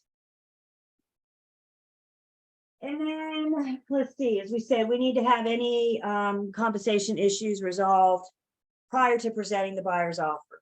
So making sure they're aware before you present the offer, at the latest, that if they proceed with buying this home, they're going to have to ante up 1.5% commission. What if it's for sale by owner that's not offering to pay you? There's only two parties of the transactions, buyer and seller. So seller can't or won't pay you, who's left? Buyer. One thing we're going to see when we look at our buyer's agency agreement, our buyer's agency agreement says, I will always ask the seller to pay me first, but if they can't or won't, you're up. The other thing about resolving your compensation issues is takes us back to going outside of your MLS. So before you hop in the car and you drive to Asheville, call John, the listing agent, and make sure they're willing to cooperate with you. If not, John says, no, you're not my MLS. I'm not going to pay you. That's his right. Then refer it. Send John a referral fee. Is 25% of something better than 0% of something? You better believe it. So worst case scenario, John doesn't want to work with you. He doesn't want to cooperate with you. That's fine. That's fine. But I can still at least get a referral fee. So what I'm telling you guys is we need to hash this out no later than presenting the offer, but it can't hurt to hash this out before we ever go see the property. You could waste a whole afternoon driving to Asheville and showing a property and find out you're not getting paid if they buy. Not a fun day, is it? Might be a pretty drive. It is a pretty drive to go to Asheville. But that's about all you're going to get out of it. Comments on this? We've got to watch our commission, y'all. Ain't nobody going to watch your commission like you. So make sure you're watching that money and you know where it's coming from.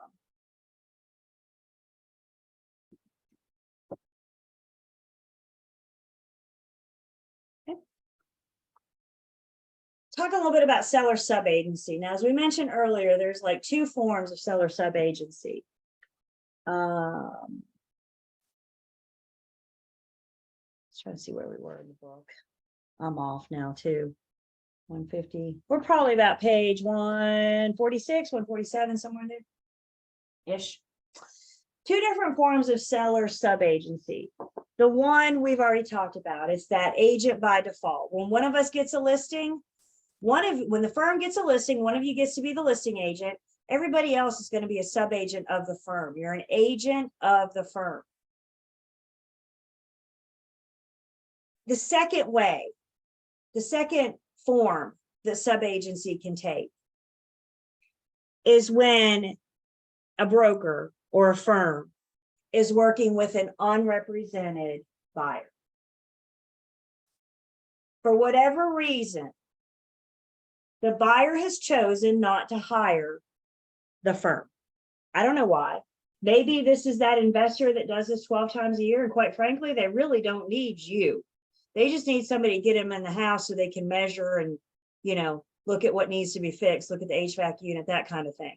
That's all they need is somebody to let them in the house. They don't need representation. They do this 12 times a year. They probably know more than what we do in some cases. Another reason why a buyer may not hire you, honestly, I think it comes down to us. If we are poorly presenting buyer agency, the buyer might be reluctant, and they might be reluctant to enter into an agency agreement with us because it might sound like we don't know what we're talking about. So having that understanding of buyer agency to be able to explain to the buyer what they get when they hire us, if they hire us, is definitely a big tool in you guys' advantage. I'd start with your little elevator speech, start with your practice and how you're going to approach and have these conversations with buyers. So bottom line, just a couple examples. There could be other reasons why the buyer doesn't want to hire you, but for whatever reason, in this case, the buyer's not hiring you, in which case you are coming to this transaction as a seller sub-agent. Maybe the buyer's going after a property listed by your firm. Maybe the buyer's going after a property listed by another firm. That piece doesn't matter. The important thing about understanding the second version of seller sub-agency is that the buyer is unrepresented. They have chosen to be hanging out on their side by themselves without any representation. So with seller sub-agency, what do you guys think? You can shake your head yes or no. Does the listing company have to offer seller sub-agency? Does the listing company have to allow their agents to accept offers from seller sub-agents? Do we have to allow seller sub-agency? What do you guys think?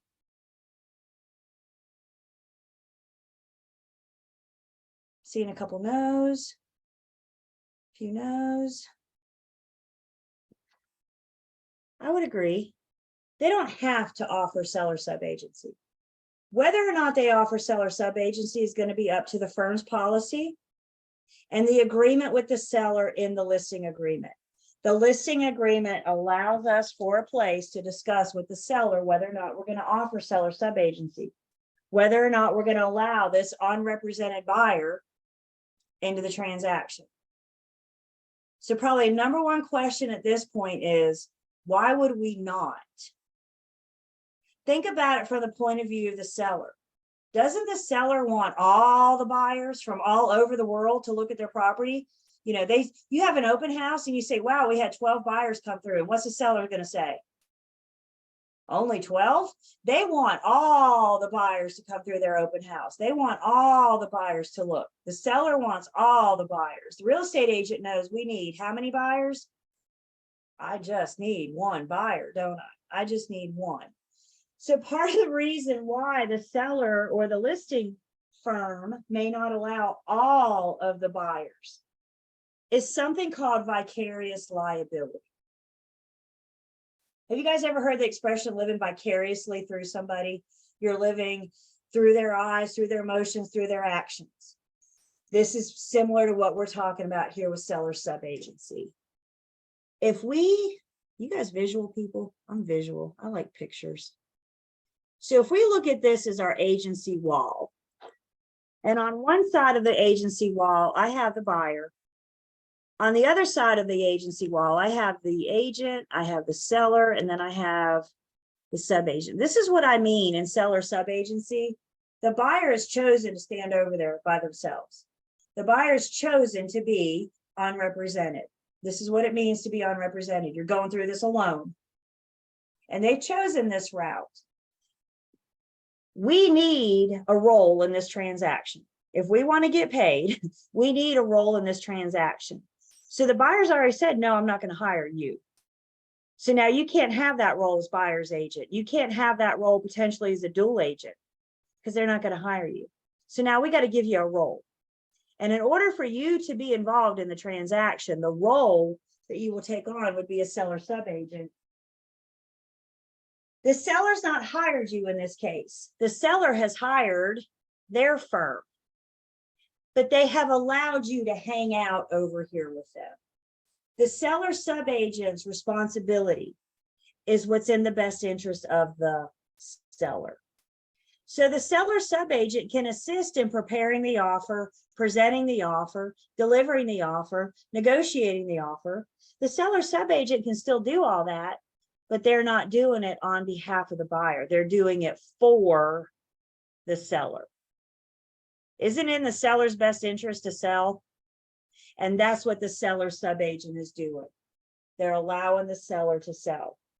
This vicarious liability, because the agent and the seller have allowed the subagent to hang out over here with them, this vicarious liability says that the firm and the seller may be liable for any of the seller subagent's misactions, we'll call them. So why would a firm not allow vicarious liability? I'm sorry, why would they not allow seller subagency? Remember what I just said. This subagent could be with my firm. They could be with another firm. I don't know this person. I know nothing about this person. I don't know what kind of training they've had. I don't know if they understand agency. I don't know if they know what they're doing. Do we see the risks here? Do we see the consequences? So I allow you to hang out over here with us. You mess up, and I could be liable for your actions. My seller could be liable for your actions. Seller subagency in this form is rare today. We're not going to see seller subagency much, at least here in the triad. Others of you may have. I'm not saying it's not out there, but it is rare. When you guys are working with buyers, may that be as a buyer's agent or seller subagent, makes no difference to me. Anytime you're working with buyers, when you look in MLS, you need to look and make sure that they're willing to work with you as a buyer's agent and or a seller subagent. Because if they're not willing to work with you as a seller subagent, you're going to know that when you look at MLS, because commission for seller subagent is going to say 0. They're not saying I'm not willing to pay you. They're saying I'm not willing to work with you. Do not bring your unrepresented buyer to this transaction.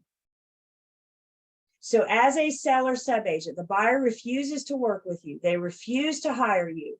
As a matter of fact, the buyer says, I'm not going to hire anybody. I'm not going to hire any firm, any agent. I'm not going to do it. You work with this buyer, you look at MLS and it says buyer's agent only. We know we can't proceed. We know the buyer's not going to hire you. So guys, our only other option in that case is going to be to refer them to the listing agent, because at least the listing firm can proceed with them under the firm's policy. If they don't allow seller subagency in MLS, what they're telling you is don't even show your unrepresented buyer the property. We're not interested in working with you. We'll look at MLS before it's over. We can see kind of how that looks so we know what to look for. In my MLS, your MLS may look a little different. What thoughts do I have on seller sub-agency? This form of it.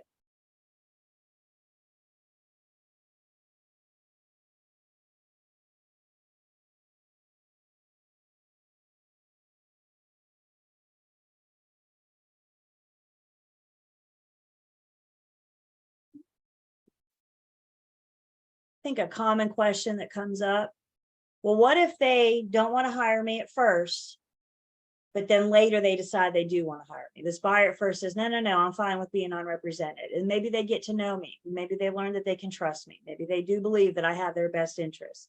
And they say, can we switch? I know I said I didn't want to hire you, but I changed my mind. Can we switch? Well, let's talk about switching. I just saw a head shake no, and I appreciate you guys. This idea of switching is not the preferred method of doing business. So because it's not the preferred method, this idea of switching is strongly discouraged. They'll allow it, but hear me when I say proceed with caution. Part of the reason why it's strongly discouraged is they don't want us to get in the habit of conducting our business this way. Oh, you don't have to hire me right now. Once we form trust, then you can hire me, and we'll just take on from there. They don't want us to conduct our business this way. Again, you guys, if we're explaining agency properly up front, I mean, honestly, if we're explaining agency properly up front, why wouldn't the buyer want to hire us? I mean, right? Go through this transaction without representation. So we're doing our job. But again, the buyer wants to switch. Of course, the buyer wants to switch. That switch is strongly discouraged. And again, you need to proceed with caution. And one thing to be aware of, if we make that switch, if I make the switch from being a seller sub-agent to a buyer's agent, all my duty and loyalty is now going to the buyer, right? We made that switch. I'm on the other side of the line now. If I know anything confidential going into this about the seller, once I make that switch, who do I owe that confidentiality to? My new buyer client, right? So before we make that switch, we got to get, especially if we know something confidential about the seller, before we make that switch, we got to get permission of the seller. Also, before we make that switch, we need to obviously have the buyer agreeing to hire us. So again, we just don't want us be in the habit of conducting business this way. This should be more of the rare exception than the norm. And just make sure everybody's aware of what that switch means. And what it comes down to is where my loyalty is switching to. I was on the side with the seller, but I make that switch, and now I'm on the side with the buyer. The other big question that comes up with seller sub-agency, I hear what you're saying, blah, blah, blah, but how do I get paid as a seller sub-agency? So remember what we said, agency first off doesn't follow the money. The represented seller pays the listing company shares their commission with the selling company.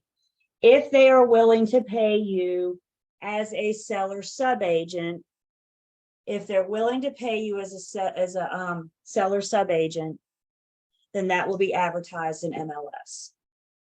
You will see that when you even look at the listing. If they're not, then what they're saying is you're not welcome as a seller sub-agent. The unrepresented seller may or may not pay you as a buyer's agent, as a selling agent. Again, you get that buyer interested in a FSBO, call the FSBO, say, I have a buyer interested. And the next breath you need to say, are you willing to pay me? I would word that a little different. Are you willing to compensate me if I bring you this ready, willing, and able buyer? The for sale by owner is either going to say yes or no.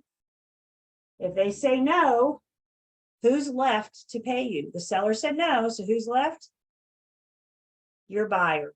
And even though we had this conversation when we did our buyer's agency agreement, now that we're here, before we go to that FSBO's home, we need to refresh the buyer. They need to be reminded, if the seller's not going to pay me, you have to. So the FSBO said no. So if we proceed, you're going to have to buy. I think having these conversations, especially when they come up, when the situation arises, it's making sure everybody's protected, you and I included.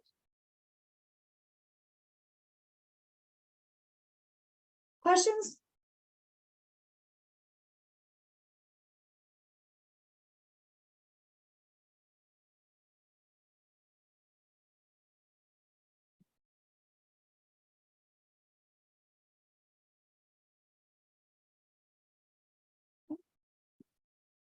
So let's talk a little bit. I found it. I'm on page 148.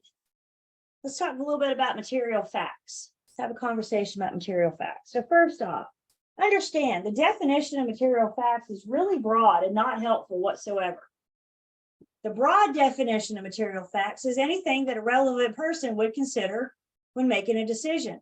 Was that not subjective as all get out? How do you define a relative person? How do you decide if that's important to me versus what's important to you, right? There's a lot of holes in this definition. So they throw the big definition at us, which is not helpful. What they did do then was they took that and they broke it down into things that are helpful. And this is what the commission gives us specific about things that are material facts. Material facts are facts about the property. Some kind of significant property defect. Is there structural issues, electrical issues, plumbing issues? Is there termite damage?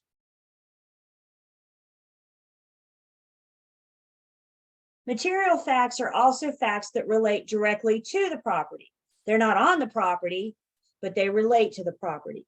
For example, a proposed zoning amendment. NCDOT's plan to widen the road 2 blocks down. School board is going to redraw lines, redraw the districts. It's not about the property itself, but it affects the property, could affect the property. That's also considered a material fact.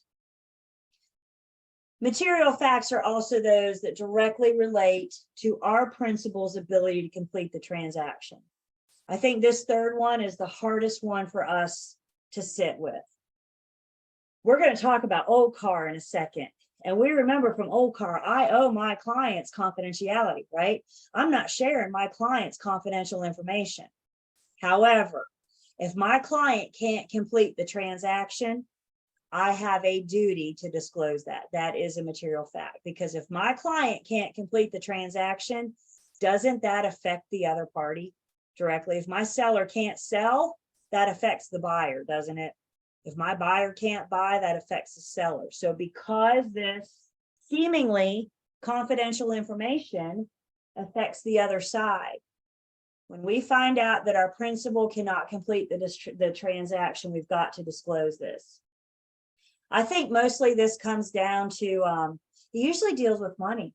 So if your buyer can't get loan approval, we have to disclose it. If we're under contract and your seller goes into bankruptcy and they can't complete the transaction because of that, we have to disclose it. I think usually it revolves around money. There's also a fourth material fact that I keep separate. I tend to operate by a pretty simple philosophy. I don't know, I like to keep things simple just in general. So one of my super simple philosophies, if it's important to my buyer, then I have a material fact on my hand. If it's important to my seller, I have a material fact on my hand. It's not like I'm going to run around and blab my buyer's needs and my buyer's importances to everybody that I meet. That's why this one's separate. This isn't a material fact for the public. This is a material fact for me, their agent. Once I learn of something of importance to my client, I have a material fact on my hand. So if it's important to my buyer, it's important to me. If it's important to my seller, it's important to me. Now the Real Estate Commission, yeah. Did I hear something? No? I'm hearing things now. Great. Okay. If I miss you, if you say something or try to wave at you and miss me, please yell at me. So I'm going to go off book just for 1 second. I'll pull some information from the syllabus. The commission, this is very helpful. This is much more helpful than our super broad definition. So they give us pinpoints, these areas to help us identify these material facts. The commission has also helped us because they've given us things that are considered material? Like you and I don't have to stand here and ask ourselves, would this be considered a material fact? Does it fall under one of these 4 bullet points? The commission has said automatic material facts. Automatic material facts. If the property has ever been clad in ephes, otherwise known as synthetic stucco, even once it's been replaced, a property ever clad in ephes will forever be a material fact. Ephes or synthetic stucco. Stucco is an exterior siding. Stucco kind of looks like concrete. I think of like Spanish style homes when I think of stucco. It's not vinyl, it's not brick, it's stucco. Synthetic stucco then is fake. It's not the real deal. It's not the real product. It's synthetic. And the problem with synthetic stucco is it can leak easily. And when it leaks, it gets trapped. The moisture gets trapped behind the exterior stucco. And what does water do with wood? Rot, mildew, mold, not good, right? So you got all this water coming on the frame of the home, coming behind the clad, the exterior clad, just sitting there, mildewing and molding. So even if it's been replaced, and it is the real stucco now, the real deal. I've always heard, I've not listed a property with synthetic stucco yet, but I've always heard that the best way to know if you're looking at real or fake stucco is just to go knock on the side of the house. Because if you ever go outside and knock on your sidewalk or your driveway, if you knock on concrete, it's good and solid, isn't it?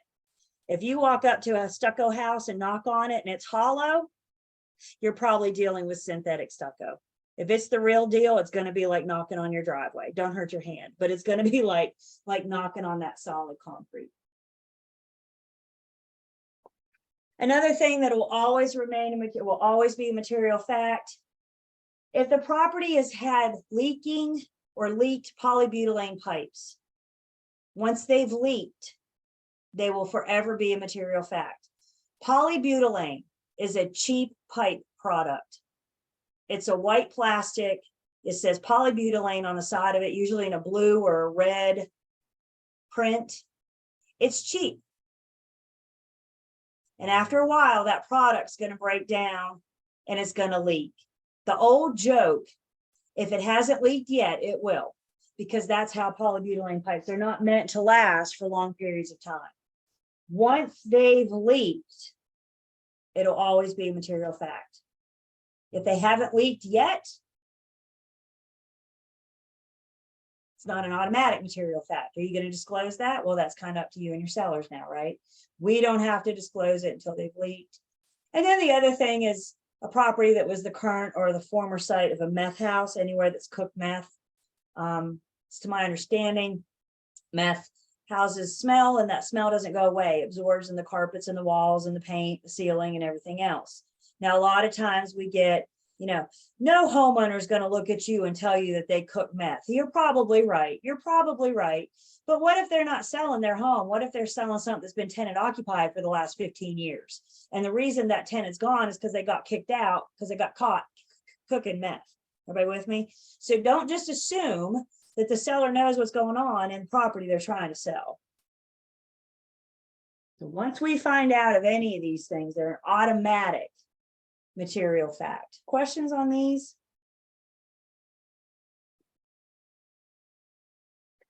I had a guy in pre-licensing tell me once, and I don't ask a lot of questions how he knew this, but he had told me once that meth cooking kind of resembles like walking into a nail salon.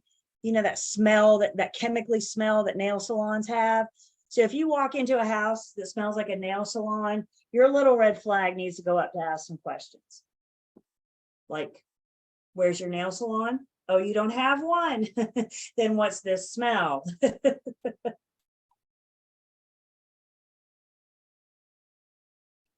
In talking about things that are material facts, the Real Estate Commission also says there are things in North Carolina that are not considered material facts. The site of stigmatized properties is not a material fact. What I mean by this, if we find out that somebody died in the house, I don't have to disclose it. I can choose to disclose it or not, but I'm not required to.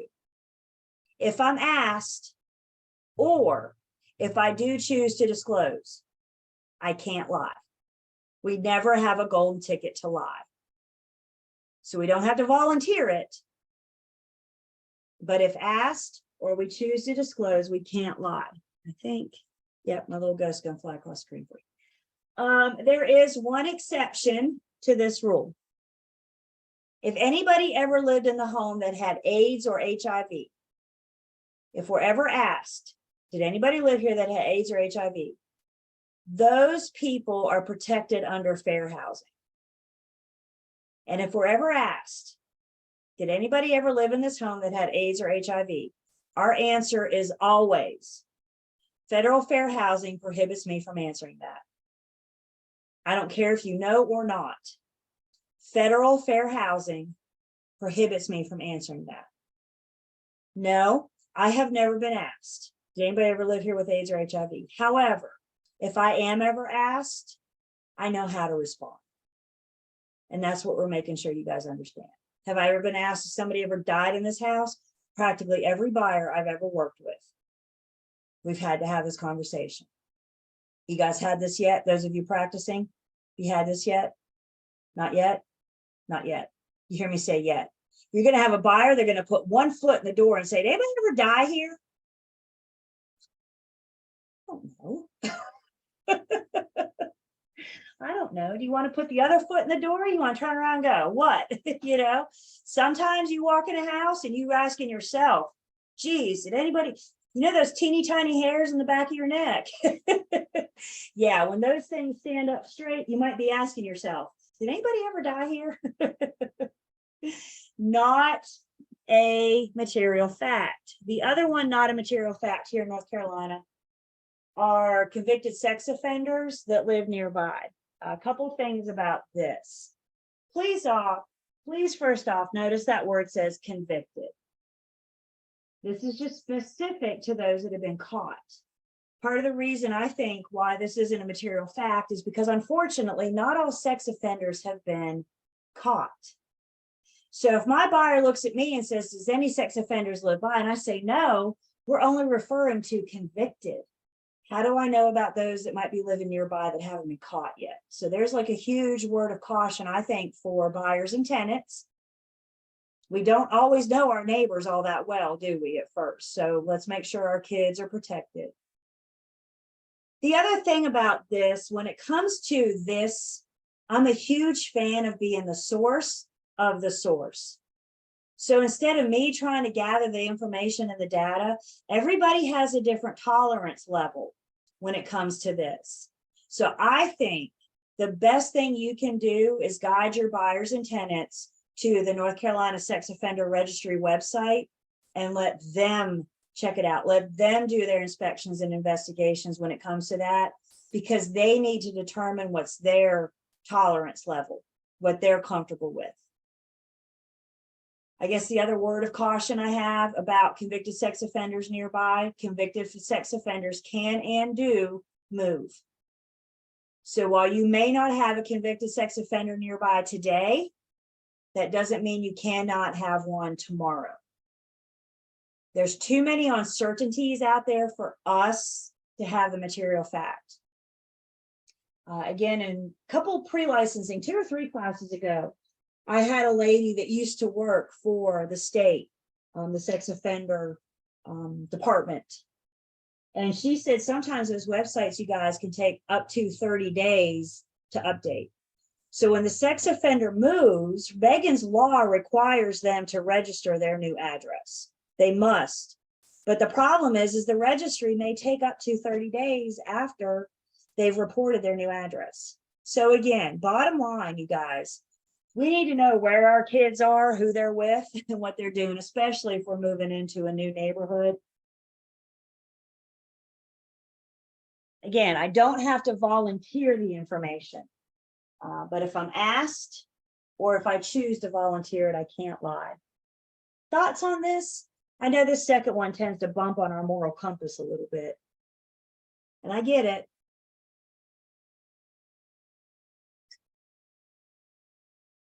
I had friends call me once. They're, we know how friends go, and then the friends have a friend, and da da da. So my girlfriend called me once, and she said, somebody I used to work with just bought a house. And I said, yay, congratulations.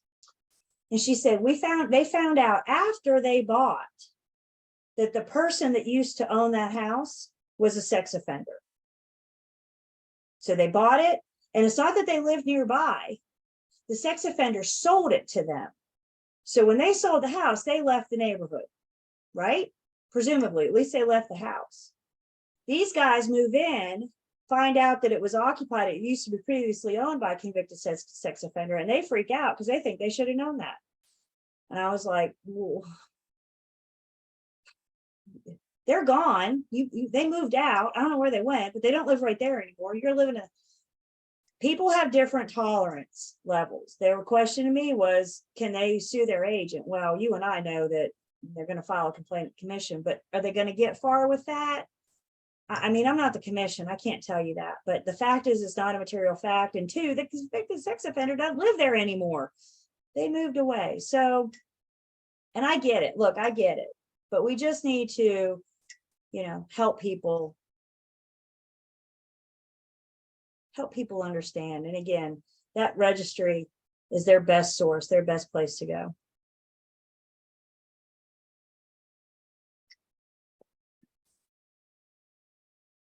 So when it comes to material facts, let's talk about some things. What do you guys think? You can shake your head, yes or no. When it comes to material facts, are we responsible for hidden or latent defects? Things that we can't see or hear, smell, or know about, no red flags? No, I can't be responsible for things that I don't know. I can't disclose what I don't know. Guys, when it comes to material facts, we always need to be paying attention and looking for our little red flag. If our little red flag's going up, it's alerting us to investigate and learn more. Maybe we ask some questions, maybe we look things up on the website, whatever it is that triggers our little red flag, that's triggering us to investigate and learn. But if the seller doesn't disclose and my little red flag isn't triggered, I can't disclose what I don't know. So things that are latent, and that's the word we need to know. Latent is just a fancy way of saying hidden or not obvious, not yet detected. If there were electrical issues behind this wall, I mean, I'm not an electrician. I can't break this wall down and look at the electrical work and say, yeah, no, this looks good. If I walk in this room and I don't smell anything, I don't see, fire or the little marks coming out of the outlet down here. If I have no reason to suspect that there's an electrical issue behind this wall, that would be a latent defect. I can't disclose what I don't know.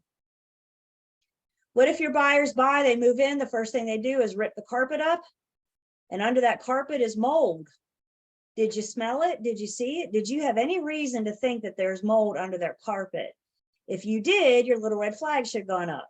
If it didn't, we can't disclose what we don't know. Just be aware, you may need to prove that it was latent, that you couldn't know. Does that make sense? We can't, in other words, what I'm saying is you can't ignore it and say, well, if it comes up later, I'll just say it was latent.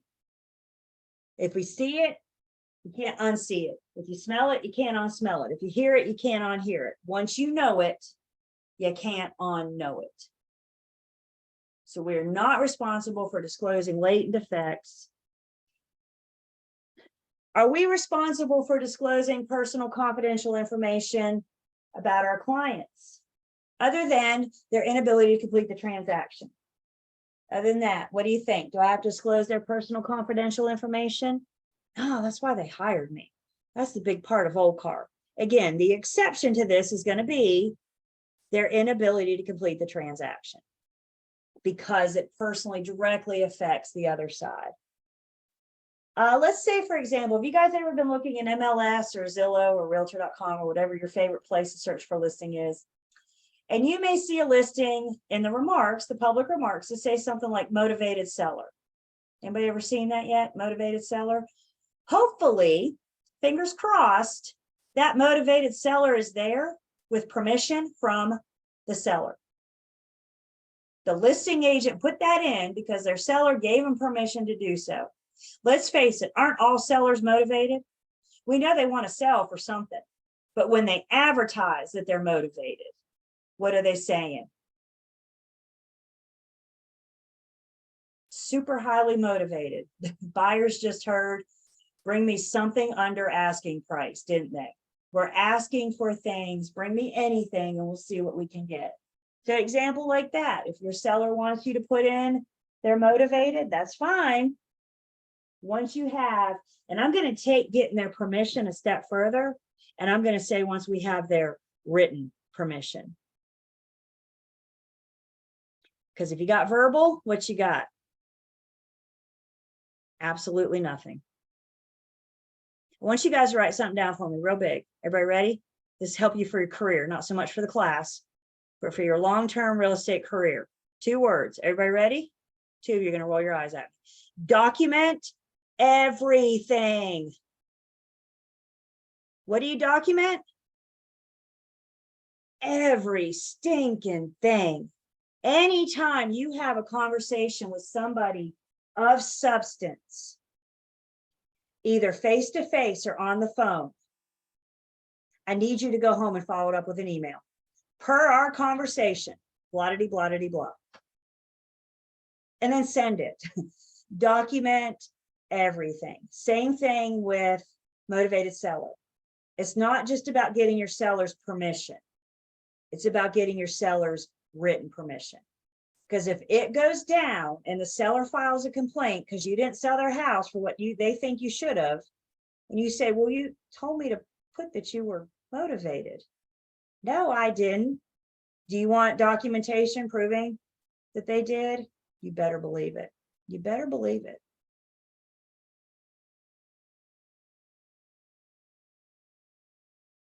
Questions?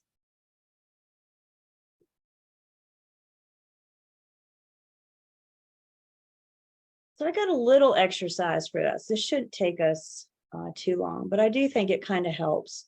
This is from the general update, 2019-2020 general update, CE, and they did specific a topic on material facts.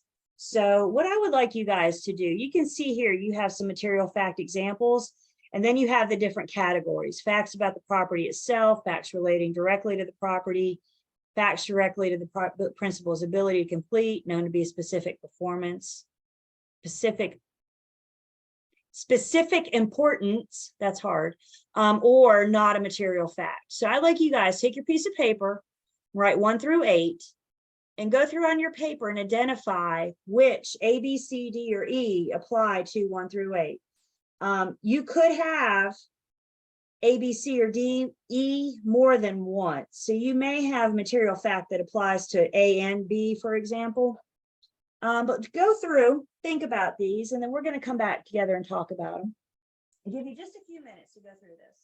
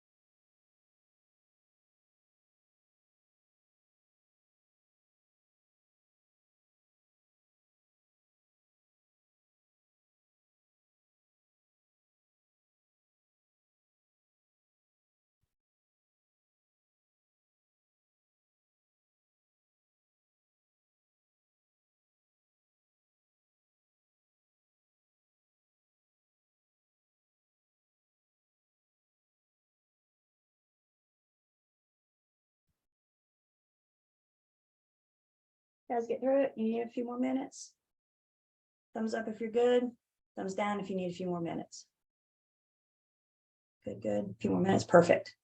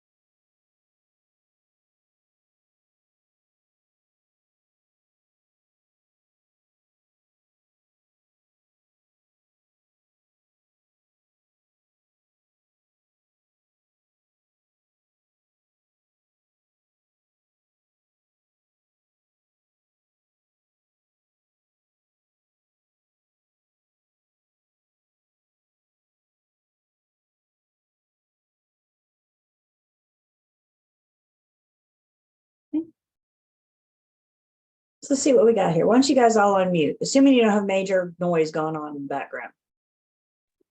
If you have major noise, we don't want you to unmute.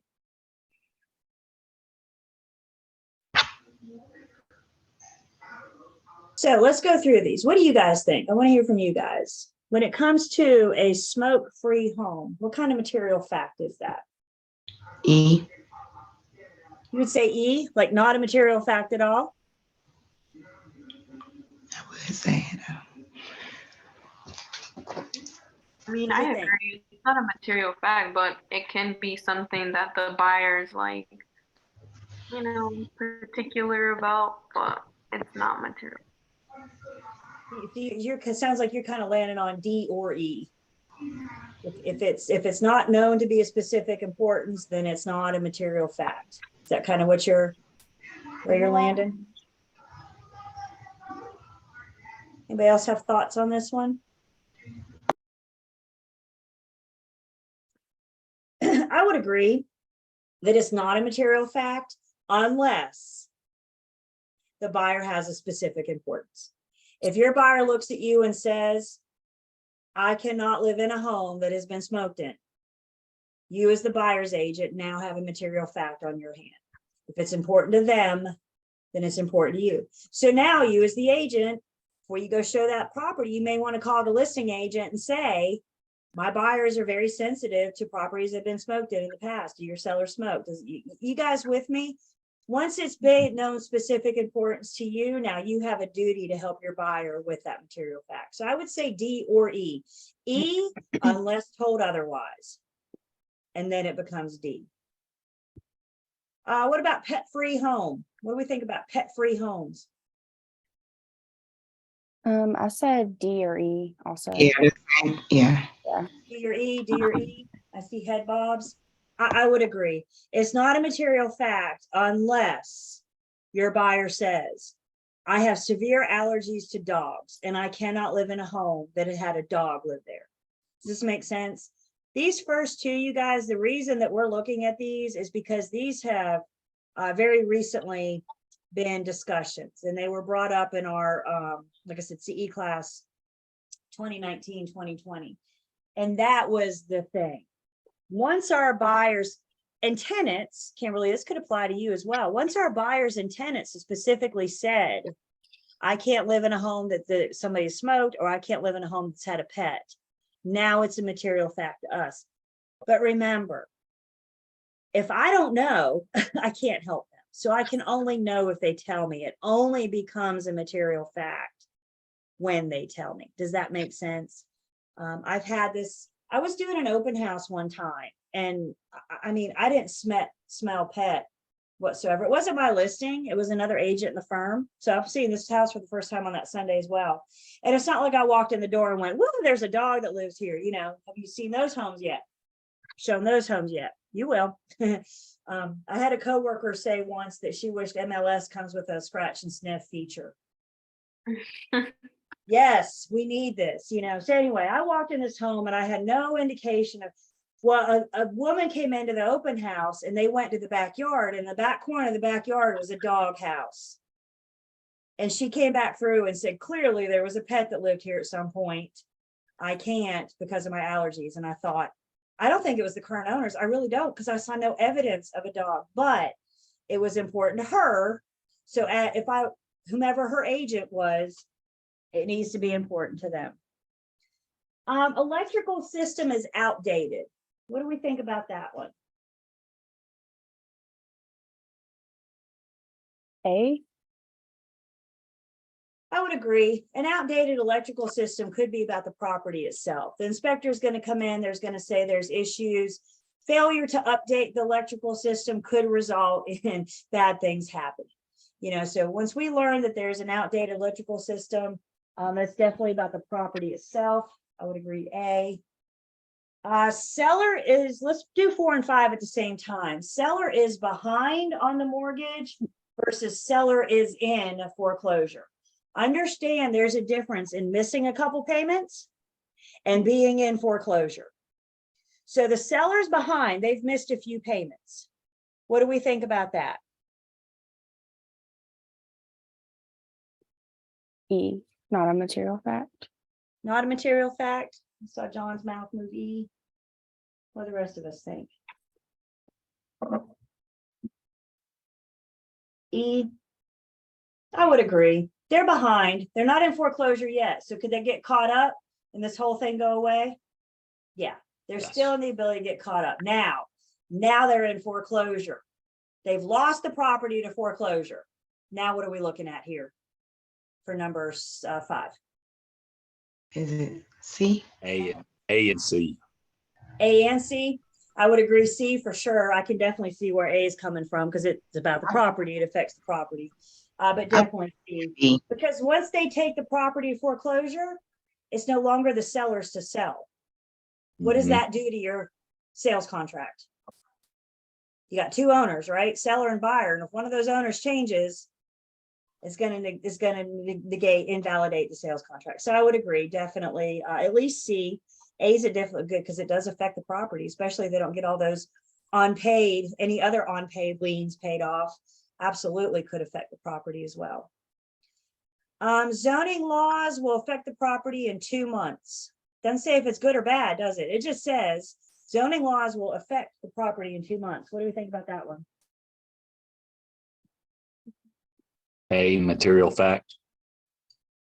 A, about the property itself.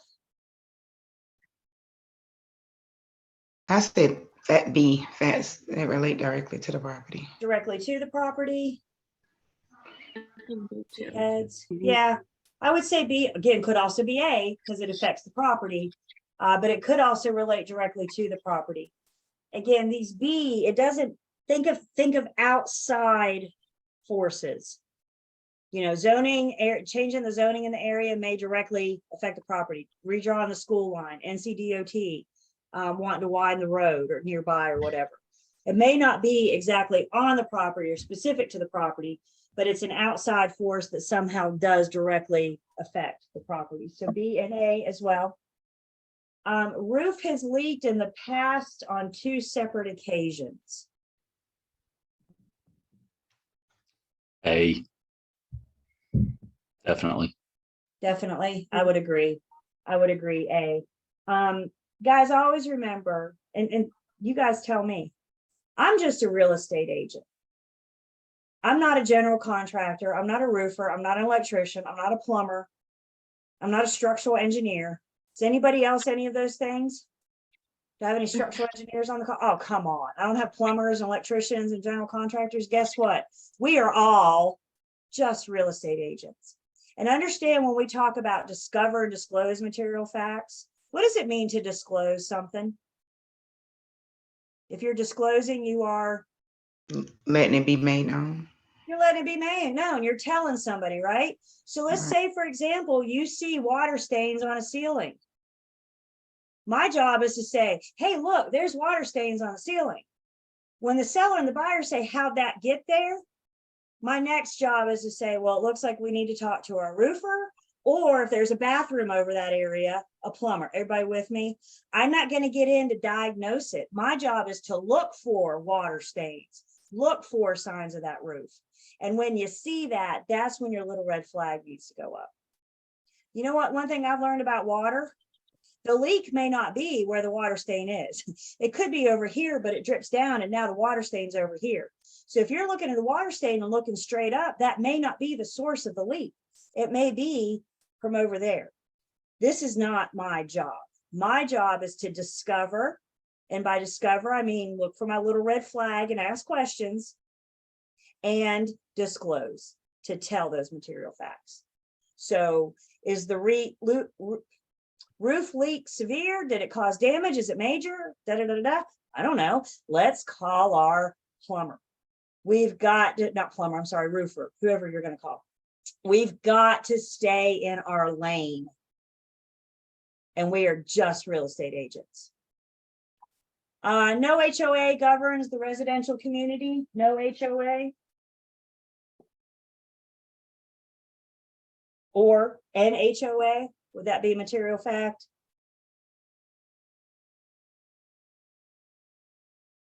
No. Not unless they express a special importance. That's Okay. right. So you may have a buyer. If they never mention HOAs, it's not a material fact.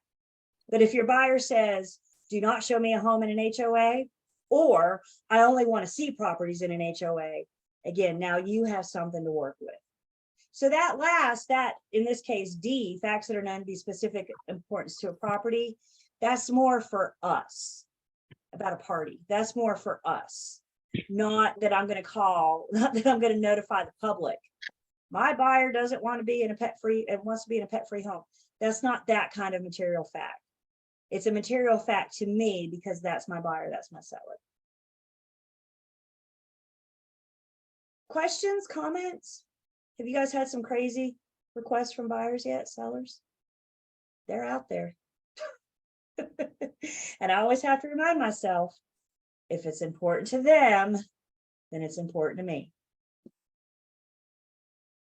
I had a buyer once, she said, my dining room set is big. My dining room table is always set for service of 10, 4 on each side, 2 on the end. I'm not taking the leaf out. My dining room table is always set for service of 10. Plus I have a large china cabinet and a large credenza. My dining room furniture will fit in my dining room. Did I now have a material fact on my hand? Did I have a duty to make sure that my buyer's new house could accommodate her dining room furniture? Did I? You better believe I did. If it's important to them, then it's important to me. I'm not the one buying this house. Questions, comments? Nope.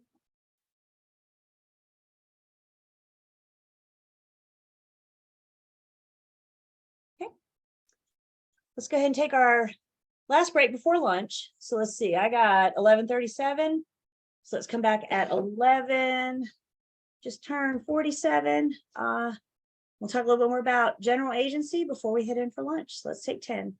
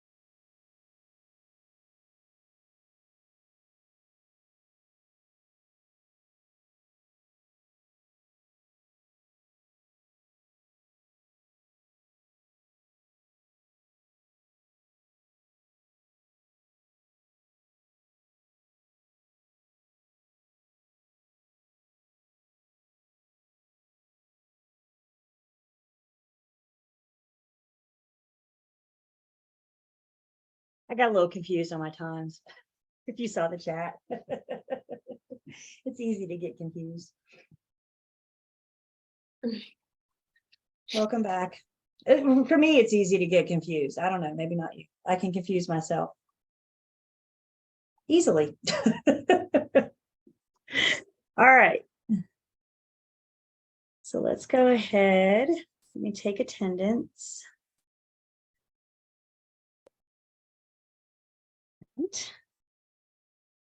Questions or comments on material facts?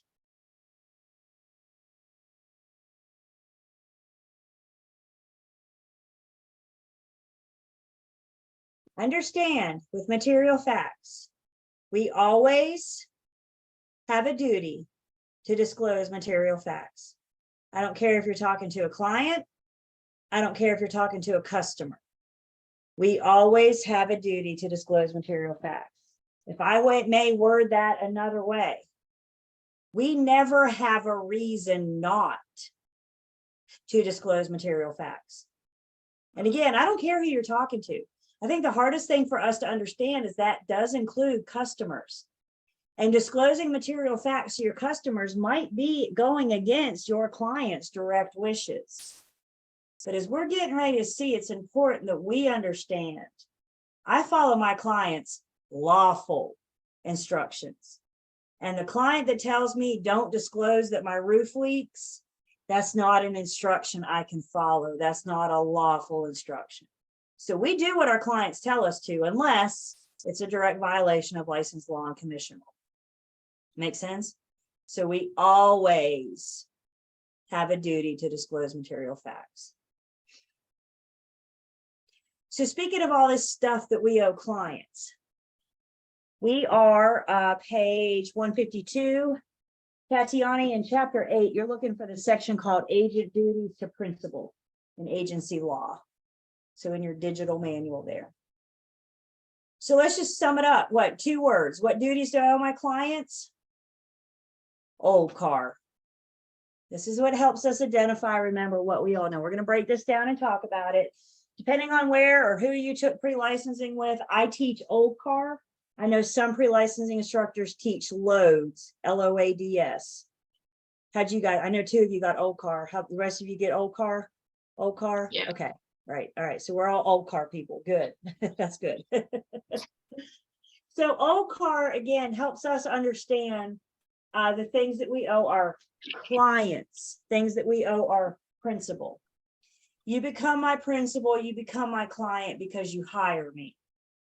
Once you hire me, you're almost guaranteed to certain services, and those services are wrapped up into old car. So we're going to talk first about old car, what we owe our clients, and then we'll do a refresher of what we owe our customers. So old car first. The O in old car is obedience. We are going to be obedient. We're going to follow our clients. There it is, lawful instructions. Nobody can make me break the law. And by law, I'm referring to like the police rules, the law, you know, but I'm also referring to license, law, and commission law, because that's who regulates and mandates our license. So back to those material facts. This is probably, I'm going to say material facts is one of the biggest disagreements that listing agent and seller can have. You know, seller wants to look at us and say, the roof leaks, shh, don't tell anybody. Seller can hide behind something called caveat emptor, which we will talk about in just a minute. You and I have to follow license, law, and commission rule. License, law, and commission rule says we always have a duty to disclose material facts. So we're going to be obedient. We're going to do what they tell us to.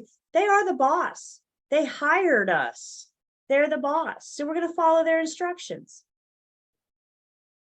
The L in old car says we're going to be loyal.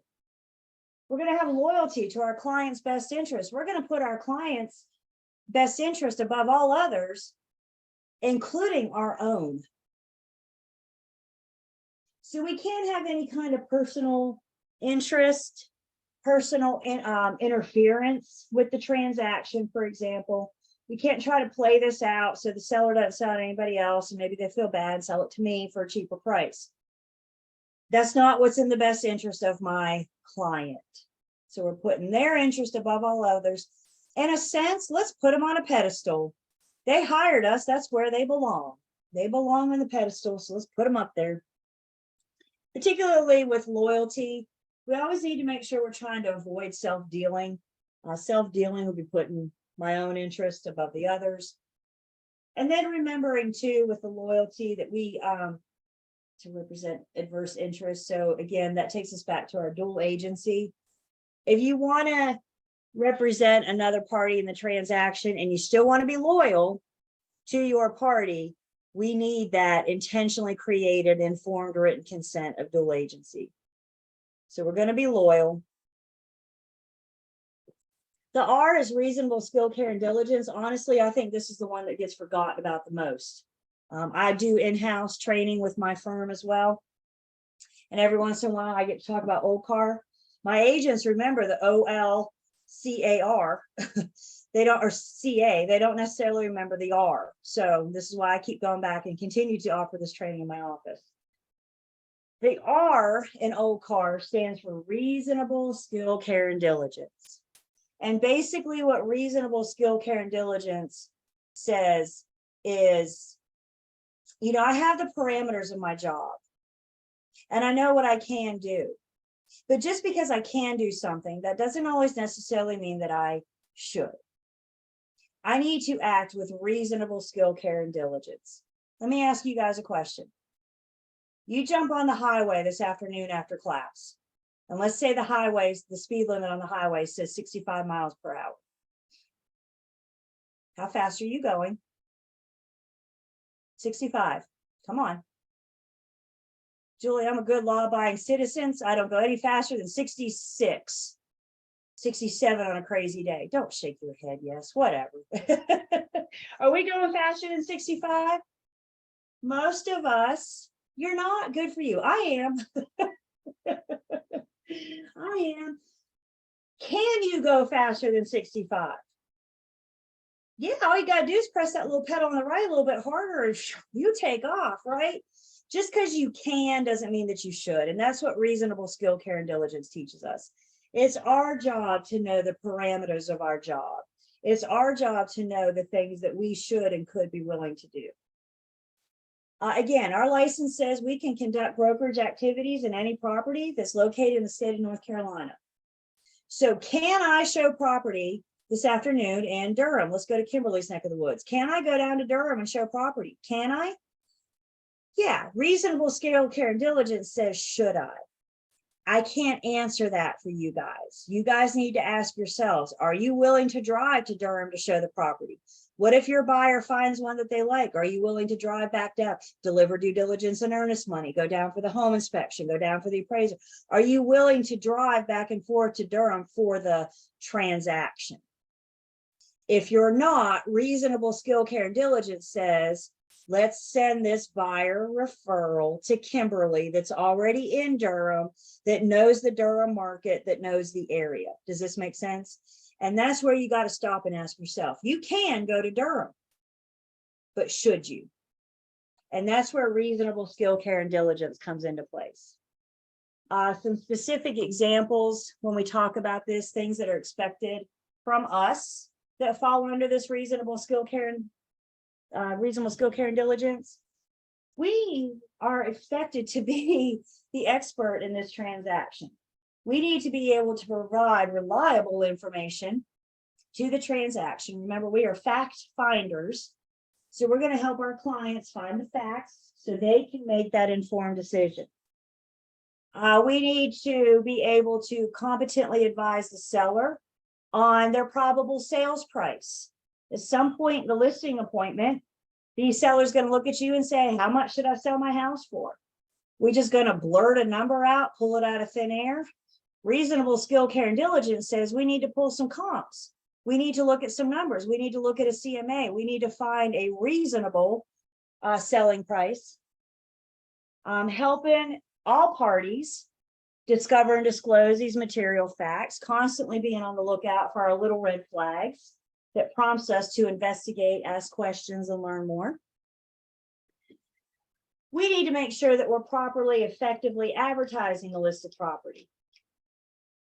Your firm's going to have policies on advertising. Probably one of the first things we're going to do is put it in MLS. If you're not familiar with MLS yet, for the most part, all we got to do is put it in MLS, and then MLS feeds it to thousands, and I'm not kidding when I say that, thousands of websites. Zillow, Realtor.com, Long and Foster has a website. I know Express Homes Realty has a website. Blue Door Group has a real estate. All of our websites, Zillow, Realtor, Better Homes and Gardens, all these places you can find a house for sale. It all starts at MLS. So simple step, making sure it's correct in MLS before you submit it. Have a second set of eyes look at it. Does anybody in your firm have an admin that does you put your listings in for you? Several of you guys have? Okay, good. I am that person in my firm. I put listings in for my firm, but guess what? I don't hit submit until the listing agent says, Julie, that looks good. Because if I hit submit and it's wrong, guess what? Guys, my listing agent can make mistakes. Guess what? I can too.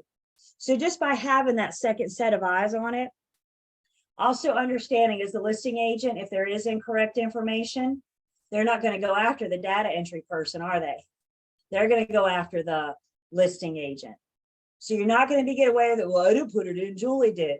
It's still your responsibility. So making sure we're properly advertising, not just that it's correct, but it's properly advertised for that market. And don't completely discount print advertising.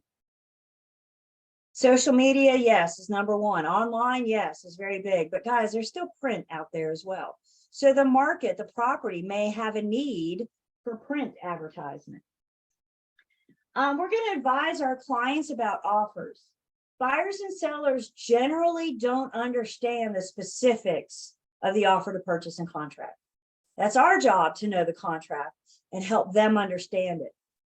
So when it comes down to offers, what should I offer or what should I accept or counter? Again, we can play a role in helping them understand what those terms are, what those terms mean, and helping them look at the numbers back to pulling our CMA. We're assisting with contract preparations. Typically, the buyer's the one making the first offer to the seller, which means the buyer's agent's the one starting to fill in the blanks on the offer to purchase and contract. How much do you want to offer? How much do you want due diligence?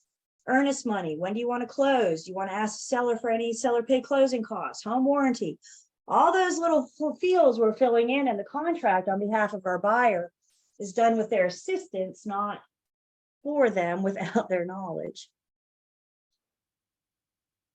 Couple final thoughts on reasonable skill, care, and diligence. Again, the money does not follow the agency. So this person that hires me, I owe OCAR, whether I'm helping them sell a $1 million home or I'm helping them buy a $5,000 vacant lot. Once I owe you OCAR, once you hire me, the property value, the amount of my commission means absolutely nothing. And understand too, our duties don't end when we're under contract. We're going to help buyer and seller through the contract to closing process. We're going to be there with them on settlement day. We're going to see it through the end. So our duties, our agency agreements say we've earned our commission when we connect that ready, willing, and able buyer. So they're connected when we go under contract, but our duties don't end until it's actually done, until it's a done deal.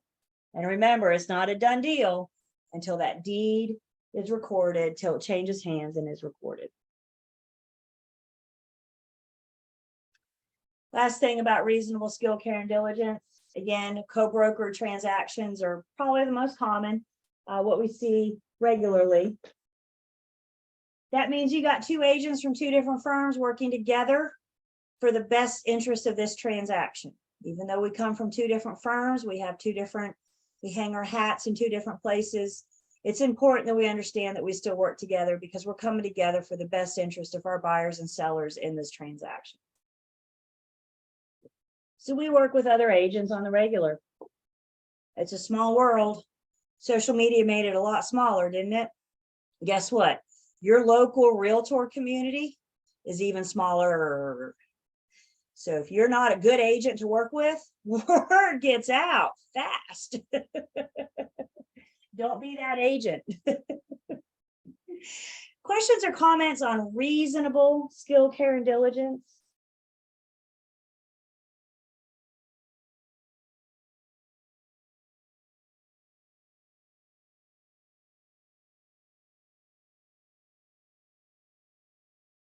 Let's see, we're all, well, except Kimberly, property management. The rest of us are residential sales. That's our focus. That's what we've all said for today. I understand that can change. But for today, our main focus is residential sales. What if you have somebody call you next week and say they are interested in buying a large commercial building out by the airport? Can you help? Can you help them? Can you? And Yeah. Should you? I don't know. I can't answer that. Do you have any commercial experience? Are you willing to learn commercial for that one transaction? Commercial is a totally different beast than residential. Everything you thought you know about real estate goes out the window when commercial gets involved. Can you help that buyer? Of course you can. That's what your license says. Reasonable care, skill, and diligence says, should you? And what's in the best interest of that buyer? It might be, if you're willing to do the work and learn it to a T, go for it. It might be reasonable skill, care, and diligence says, let's refer it to a commercial agent, somebody that knows the process and understands, because that's what's best for my buyer client. So that's a question. A lot of reasonable skill, care, and diligence, you guys, is a question for internal question for you.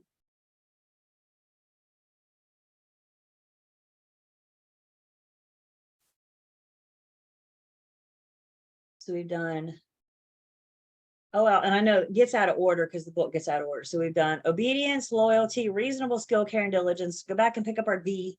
The D in old cars, disclosure, disclose, disclose, disclose. When in doubt, disclose, disclose.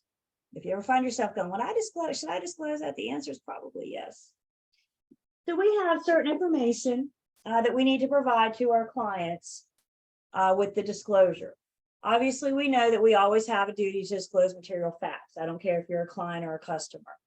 In addition, we also have a duty to disclose to our clients any information that could impact their decision-making in this transaction.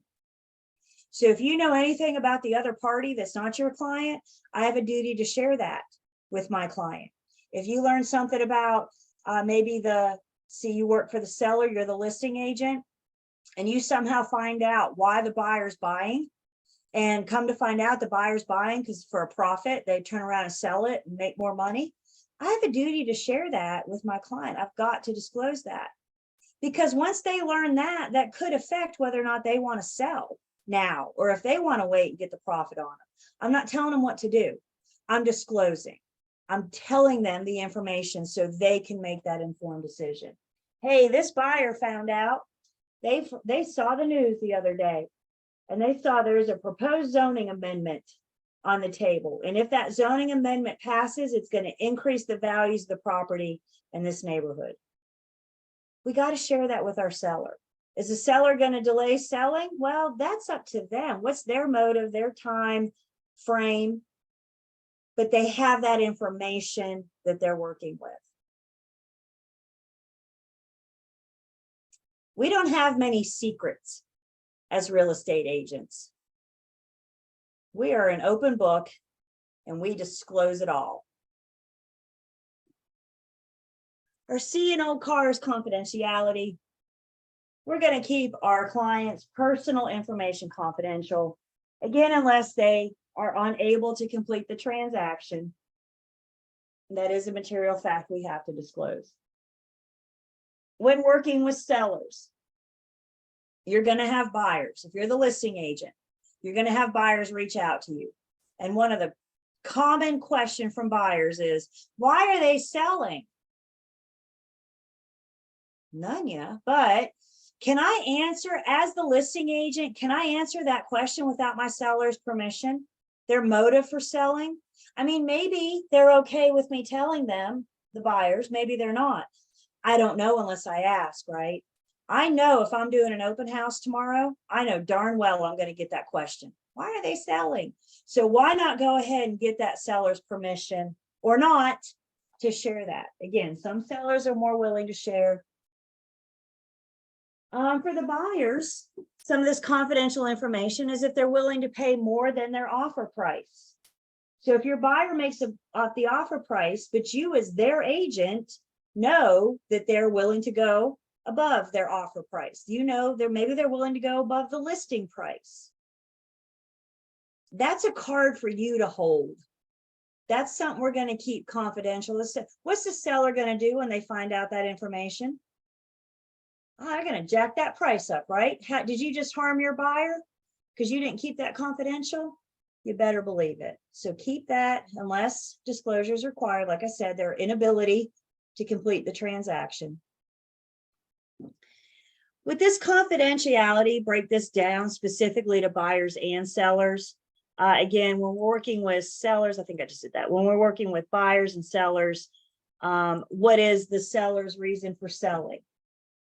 I get asked that almost all the time. That and does the refrigerator stay?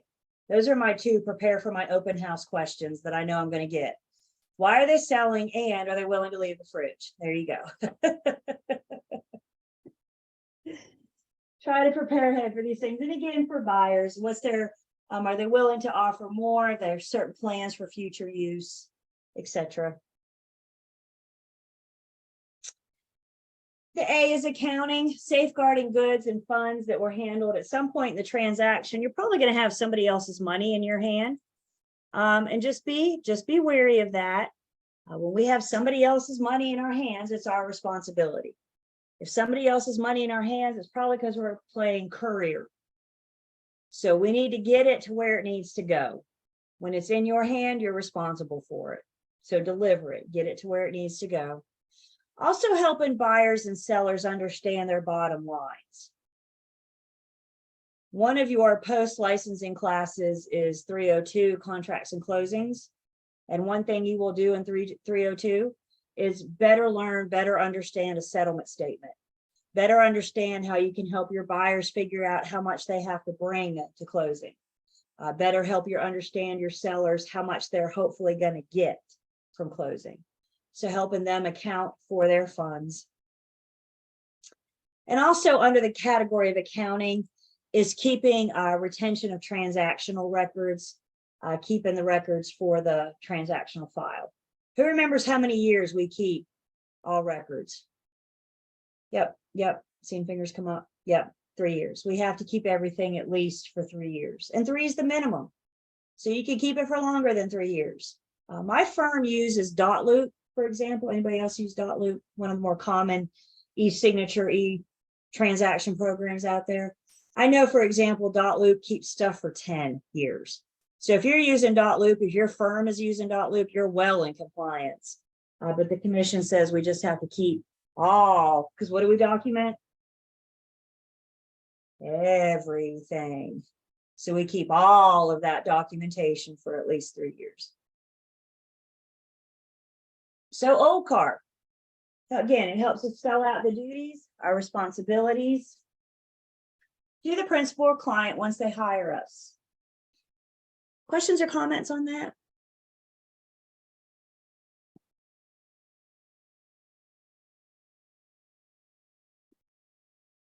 Okay, so I got a question for you guys. Pull up your chats. Make sure they're set to me.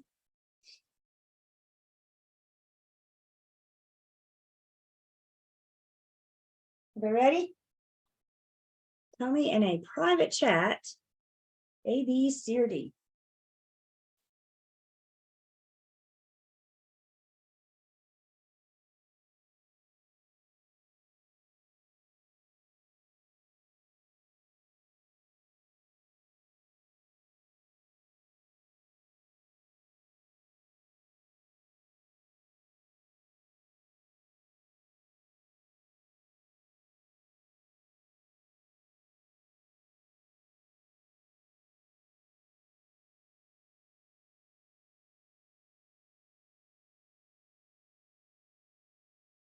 Oh, yeah.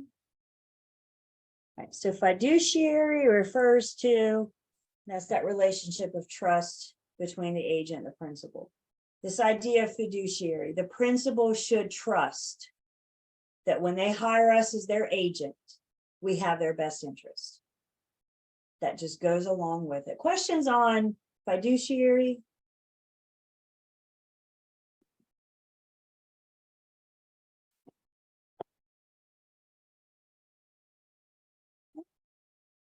That was fun. Let's do another. Private chat, A, B, C, or D. I have a weird definition of fun, don't I?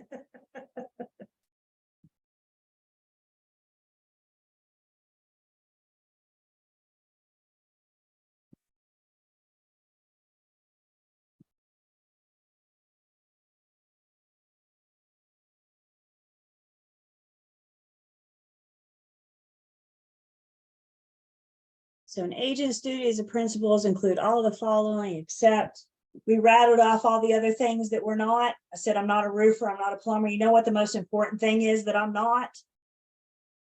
I'm not an attorney. Is anybody on this call an attorney? One day I'm going to have an attorney in free licensing. I've had attorneys in post, and that's a lot of fun. Talk about easy to get off topic. Okay, but but most of us, so I think we can all say we are not an attorney. I cannot offer legal advice. Again, you guys, we need to be prepared for the public. People are going to ask you legal advice. People are going to ask you to draft and delete and edit and do all sorts of things that we can't do. It's not the public's job to understand my job.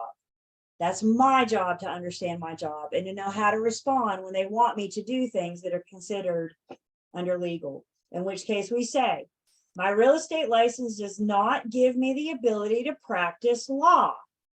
Call your attorney. But they're going to ask, because the truth is, I'm a heck of a lot cheaper than an attorney. So where are they going to come first? They're going to come to me first, and that's where we need to know how to respond.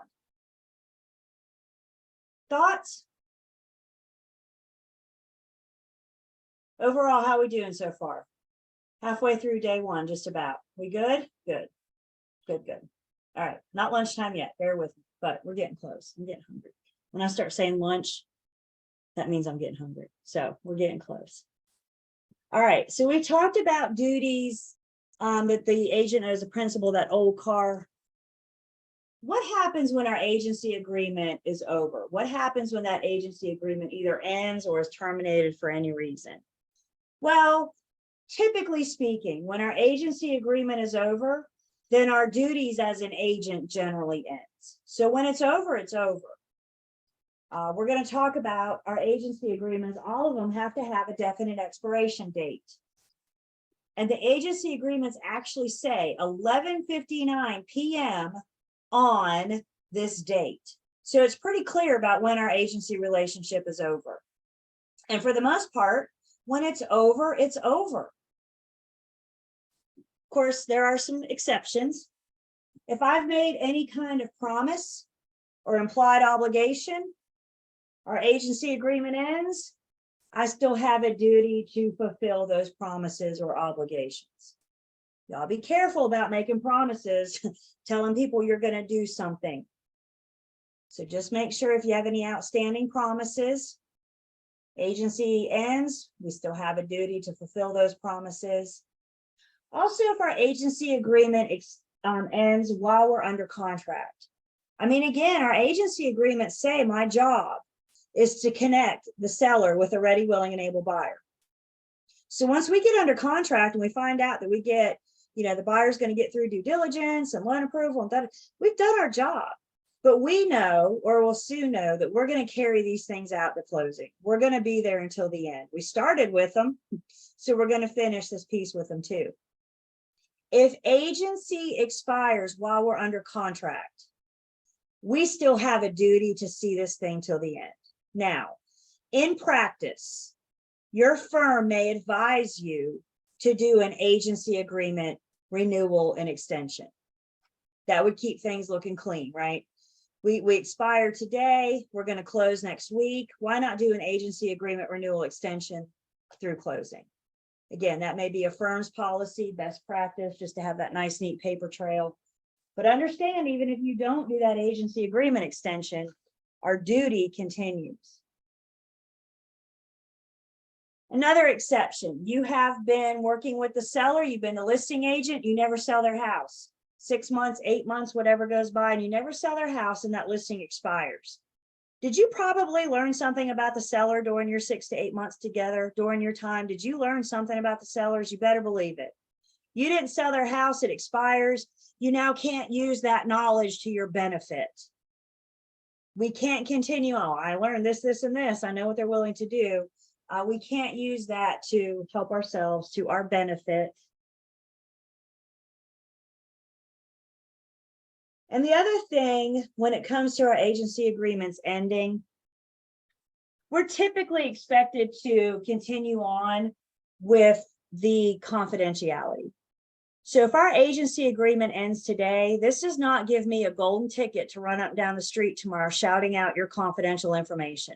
This is why they're selling. This is how much they're willing to pay. That duty of confidentiality is pretty much expected to continue unless you bring a new client to the transaction. Let's say, for example, you're the listing agent. You have this seller's home for sale. You have it on the market for 6 months and it never sells. So it expires. The seller then hires a different firm to help them sell the home. So they've relisted with a new firm. And then you get the phone call from a buyer that's interested in that listing. And that buyer wants to hire you. And you go show that listing today as a buyer's agent. Who's your duty to today? The buyer. Yesterday it was to the seller. Today it's to the buyer.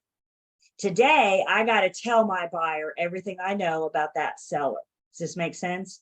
This, I also think, bumps on our moral compass a little bit. But we always have to remember, we owe OCAR to our current clients, even if that means sharing confidential information about a previous client. Doesn't that buyer client deserve to know that? And helping them make a decision? Absolutely. What do we think about this one? This one tends to kind of rub us wrong a little bit. I know, it's kind of weird to think about, isn't it? We always have to, again, you guys, if you have any questions about who do I owe loyalty to, who do I owe this to, who gets OCAR, we always need to look towards the firm and see what kind of agency agreement they have in place today.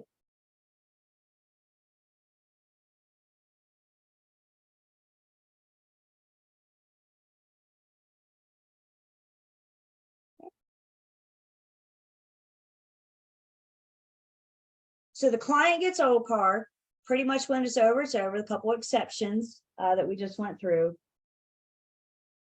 The other piece of this then is the customer. And just because they're a customer doesn't mean they don't get anything. There are still some duties that we owe the customer. So again, we can take your entire market of the public and put them in 2 categories. They're either your client or your customer. They either hire you or they don't. If they don't hire you, they're a customer. And as a customer, I owe you honesty, fairness, and of course, disclosure of material facts. If you're the listing agent, the buyer's your customer. If you're the buyer's agent, the seller's your customer. If you're a dual agent, there are no customers. There's 2 clients.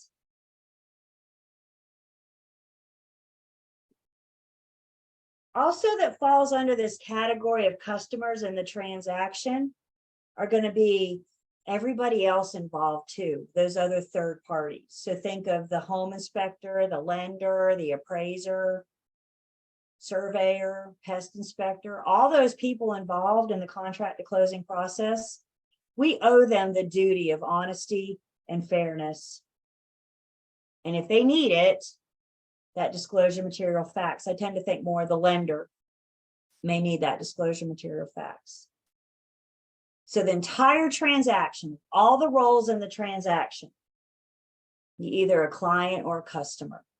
Now, when we talk about client versus customer, my mentor with agency uses the example of an airplane.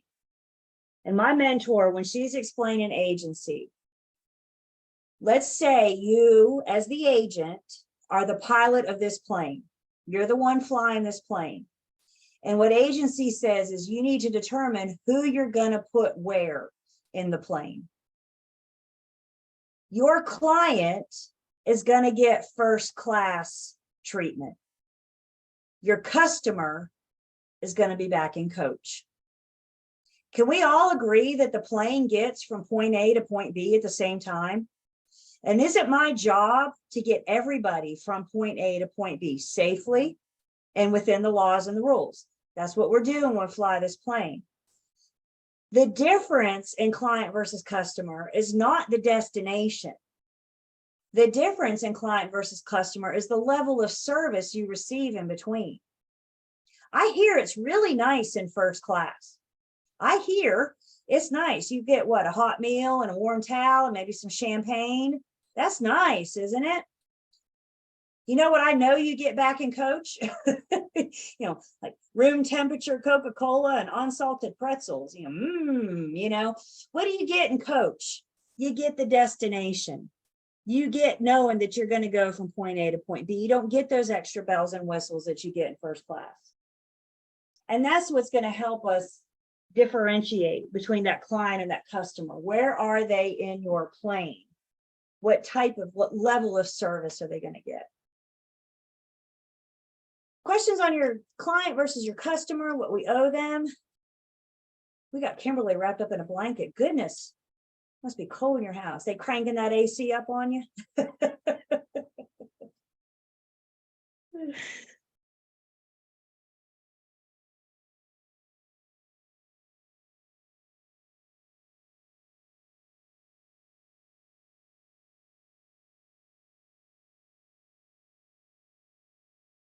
Okay, so agents' duties to principals and third parties. Again, when we're dealing with anybody in the transaction, license law and commission rule applies. What license law and commission rules gives us the first class versus the coach? The old car versus honesty and fairness, and of course, disclosure of material facts. So everybody in the transaction gets something. We need to understand what that is that they get to make sure that we're properly doing our job and properly conducting agency. There's some violations that we could encounter if we don't properly treat our duties to the client or the customer, some various things that we could encounter. And before we look at those, I just kind of want to go off book for 1 second and look at some words so we can better understand how we can get ourselves in trouble, so we can better understand these violations.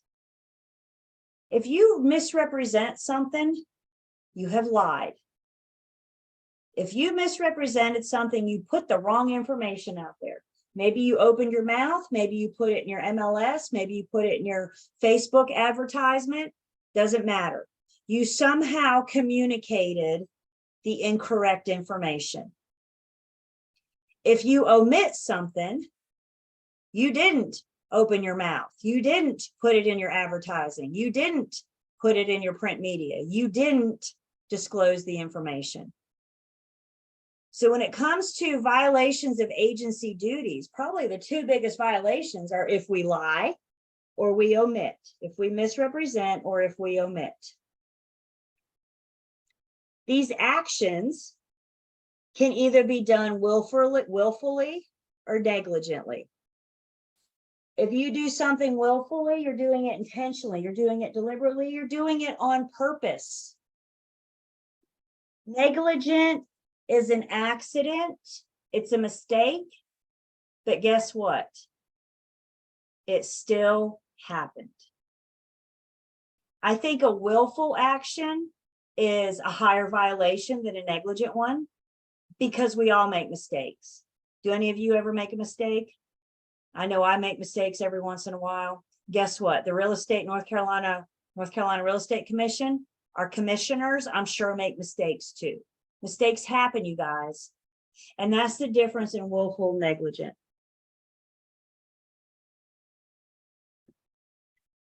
The other violation we could encounter that we need to be aware of when working with our advertising specifically is watching out for puffing. Puffing is your opinion, your exaggerated opinion. Puffing is okay as long as it doesn't cross the very fine line into misrepresentation.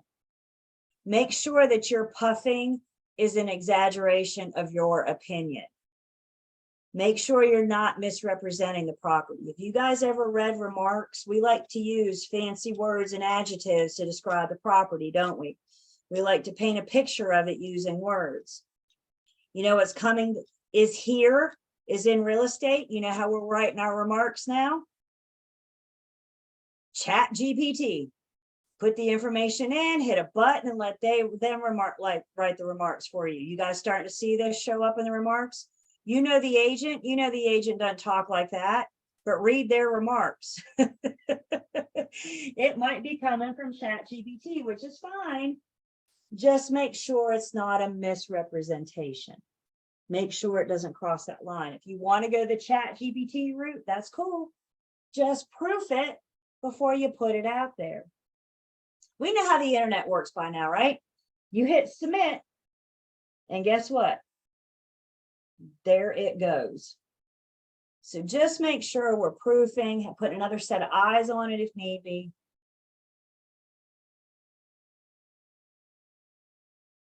So we talked about willful and negligent. We talked about misrepresentation. We talked about omission. Anybody know where we're going? What we have next, we're doing a mashup. And what we have next, what I refer to as the big four. And these are the big four. If you are improperly handling a material fact, it's going to be one of the big four. So the first one of the big four is a willful misrepresentation. You lie and you know it. You know darn well that roof leaks, but you lie. Buyer says the roof leak, you go, Any kind of material facts about the property, around the property, you know, and you lie.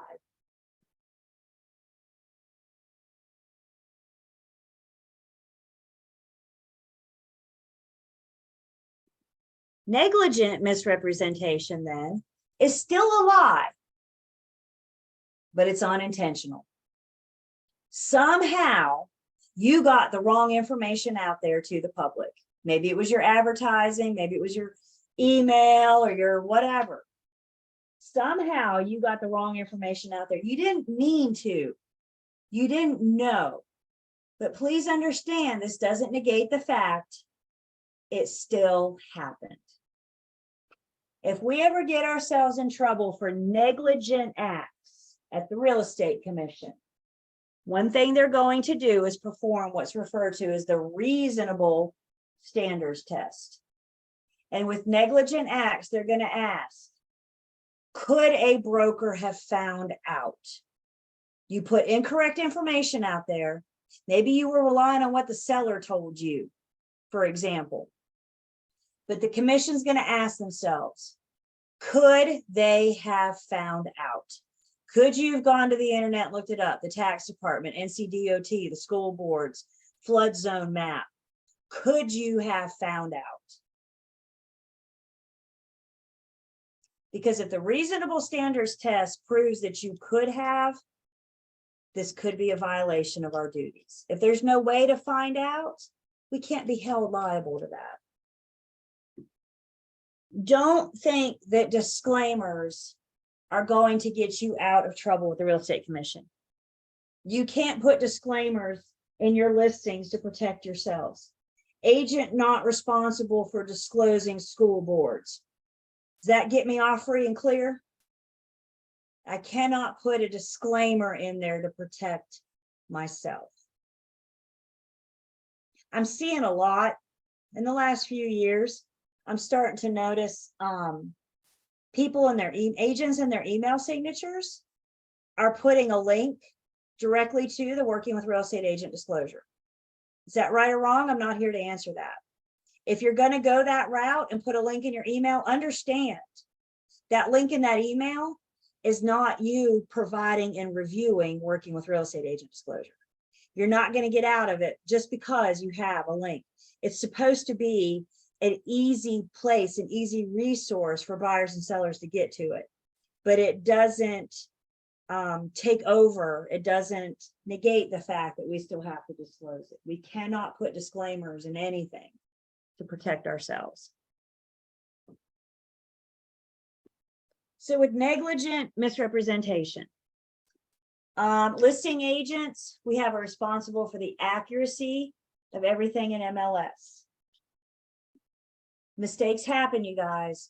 Sometimes we look up wrong information. Sometimes we get careless. Sometimes we just get in a hurry and we got to get the listing in, like right now before lunch, and we get in a hurry. Again, those are no excuses. If it's in MLS and you're the listing agent, you are responsible for it. I don't care who put it in. You are responsible for it. So making sure that information is accurate.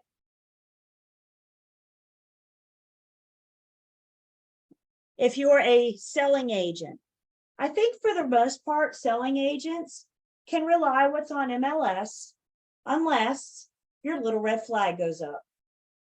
If your little red flag goes up that says, this doesn't look right, this doesn't sound right, this space doesn't look like the advertised square footage, anytime your little red flag goes up, what's that telling you to do is investigate, ask questions, run to the car and get your laser measurer and measure that space real quick, measure that room real quick.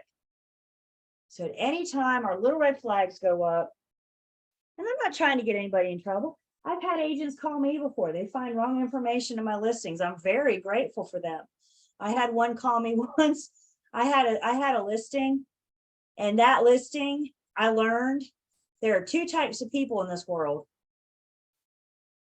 Those that own garages. Some people own garages to park their car in it. These guys own garages as their own on-site storage building.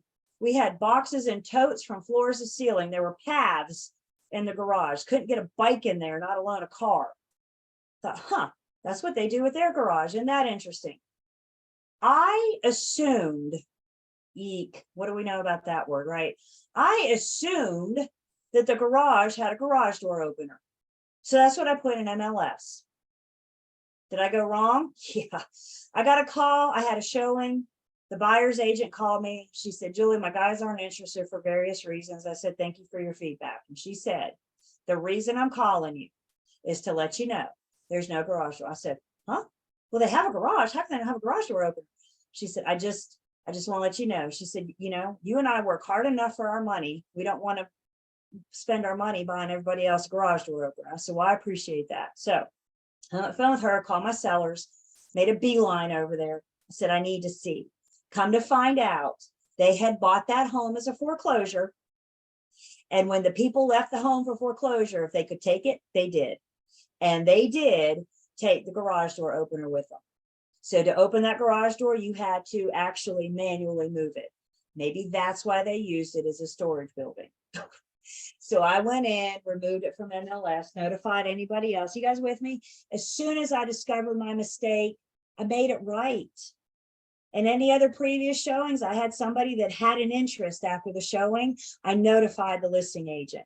I'm sorry, the selling agent. I notified them. If your buyers are still interested in this property, know that they don't have a garage door. I've never had a conversation with that agent since. I never had a conversation with that agent before. Couldn't even tell you that agent's name now, but I know I am very grateful to her to calling me and let me know that I made a mistake. That's how we learn sometimes. You know what I do now before I list anything? I specifically look for the garage door opener. Even if I can't see it through the boxes, I'm still going to look. So just be careful.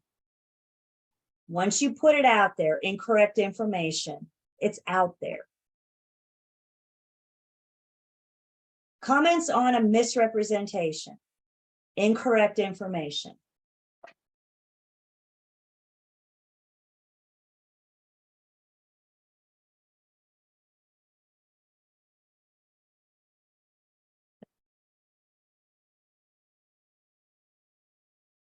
The other piece of the big four is the omissions.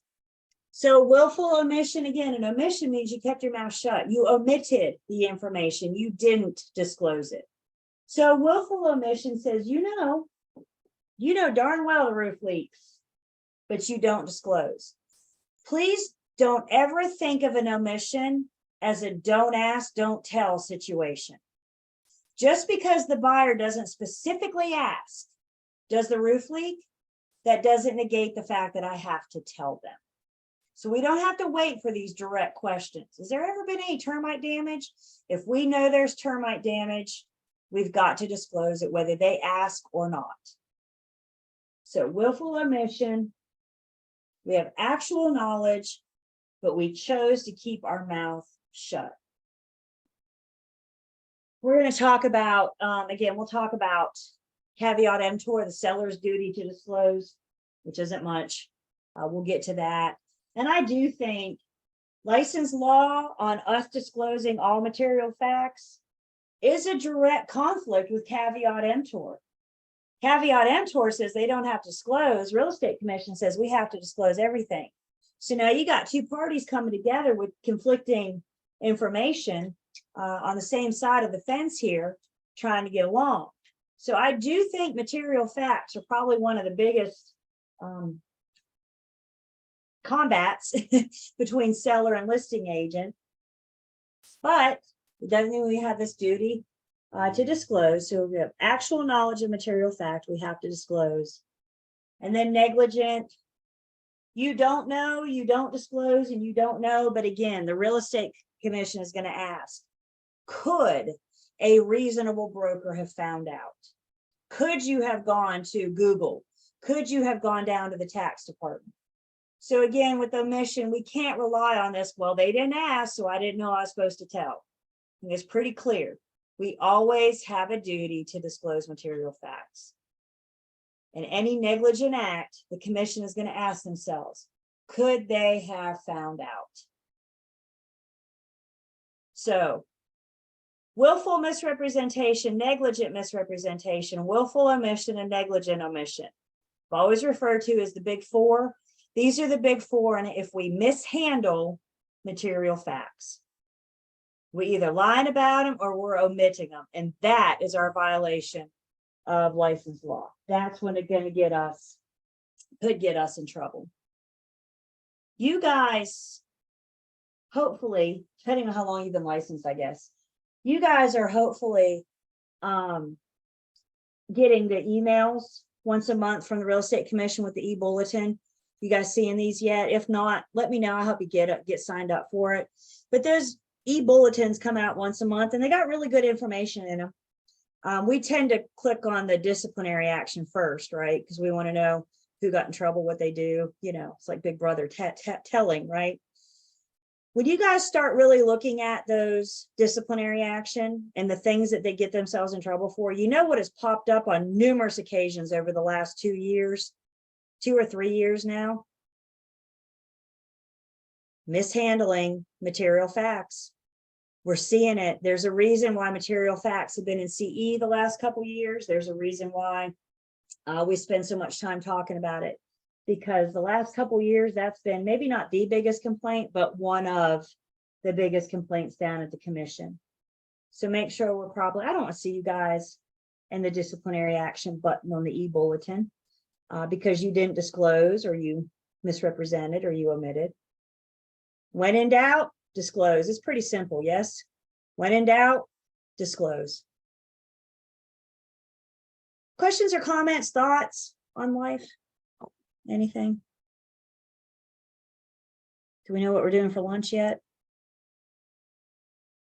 Yep, head bobs, yep. All right. Well, I got lunchtime. So this is the deal. We're gonna see, we'll call it 12:45 by the time I get done talking. So 12:45, 1:15. So we're gonna take 45 minutes. We'll come back at 1:30.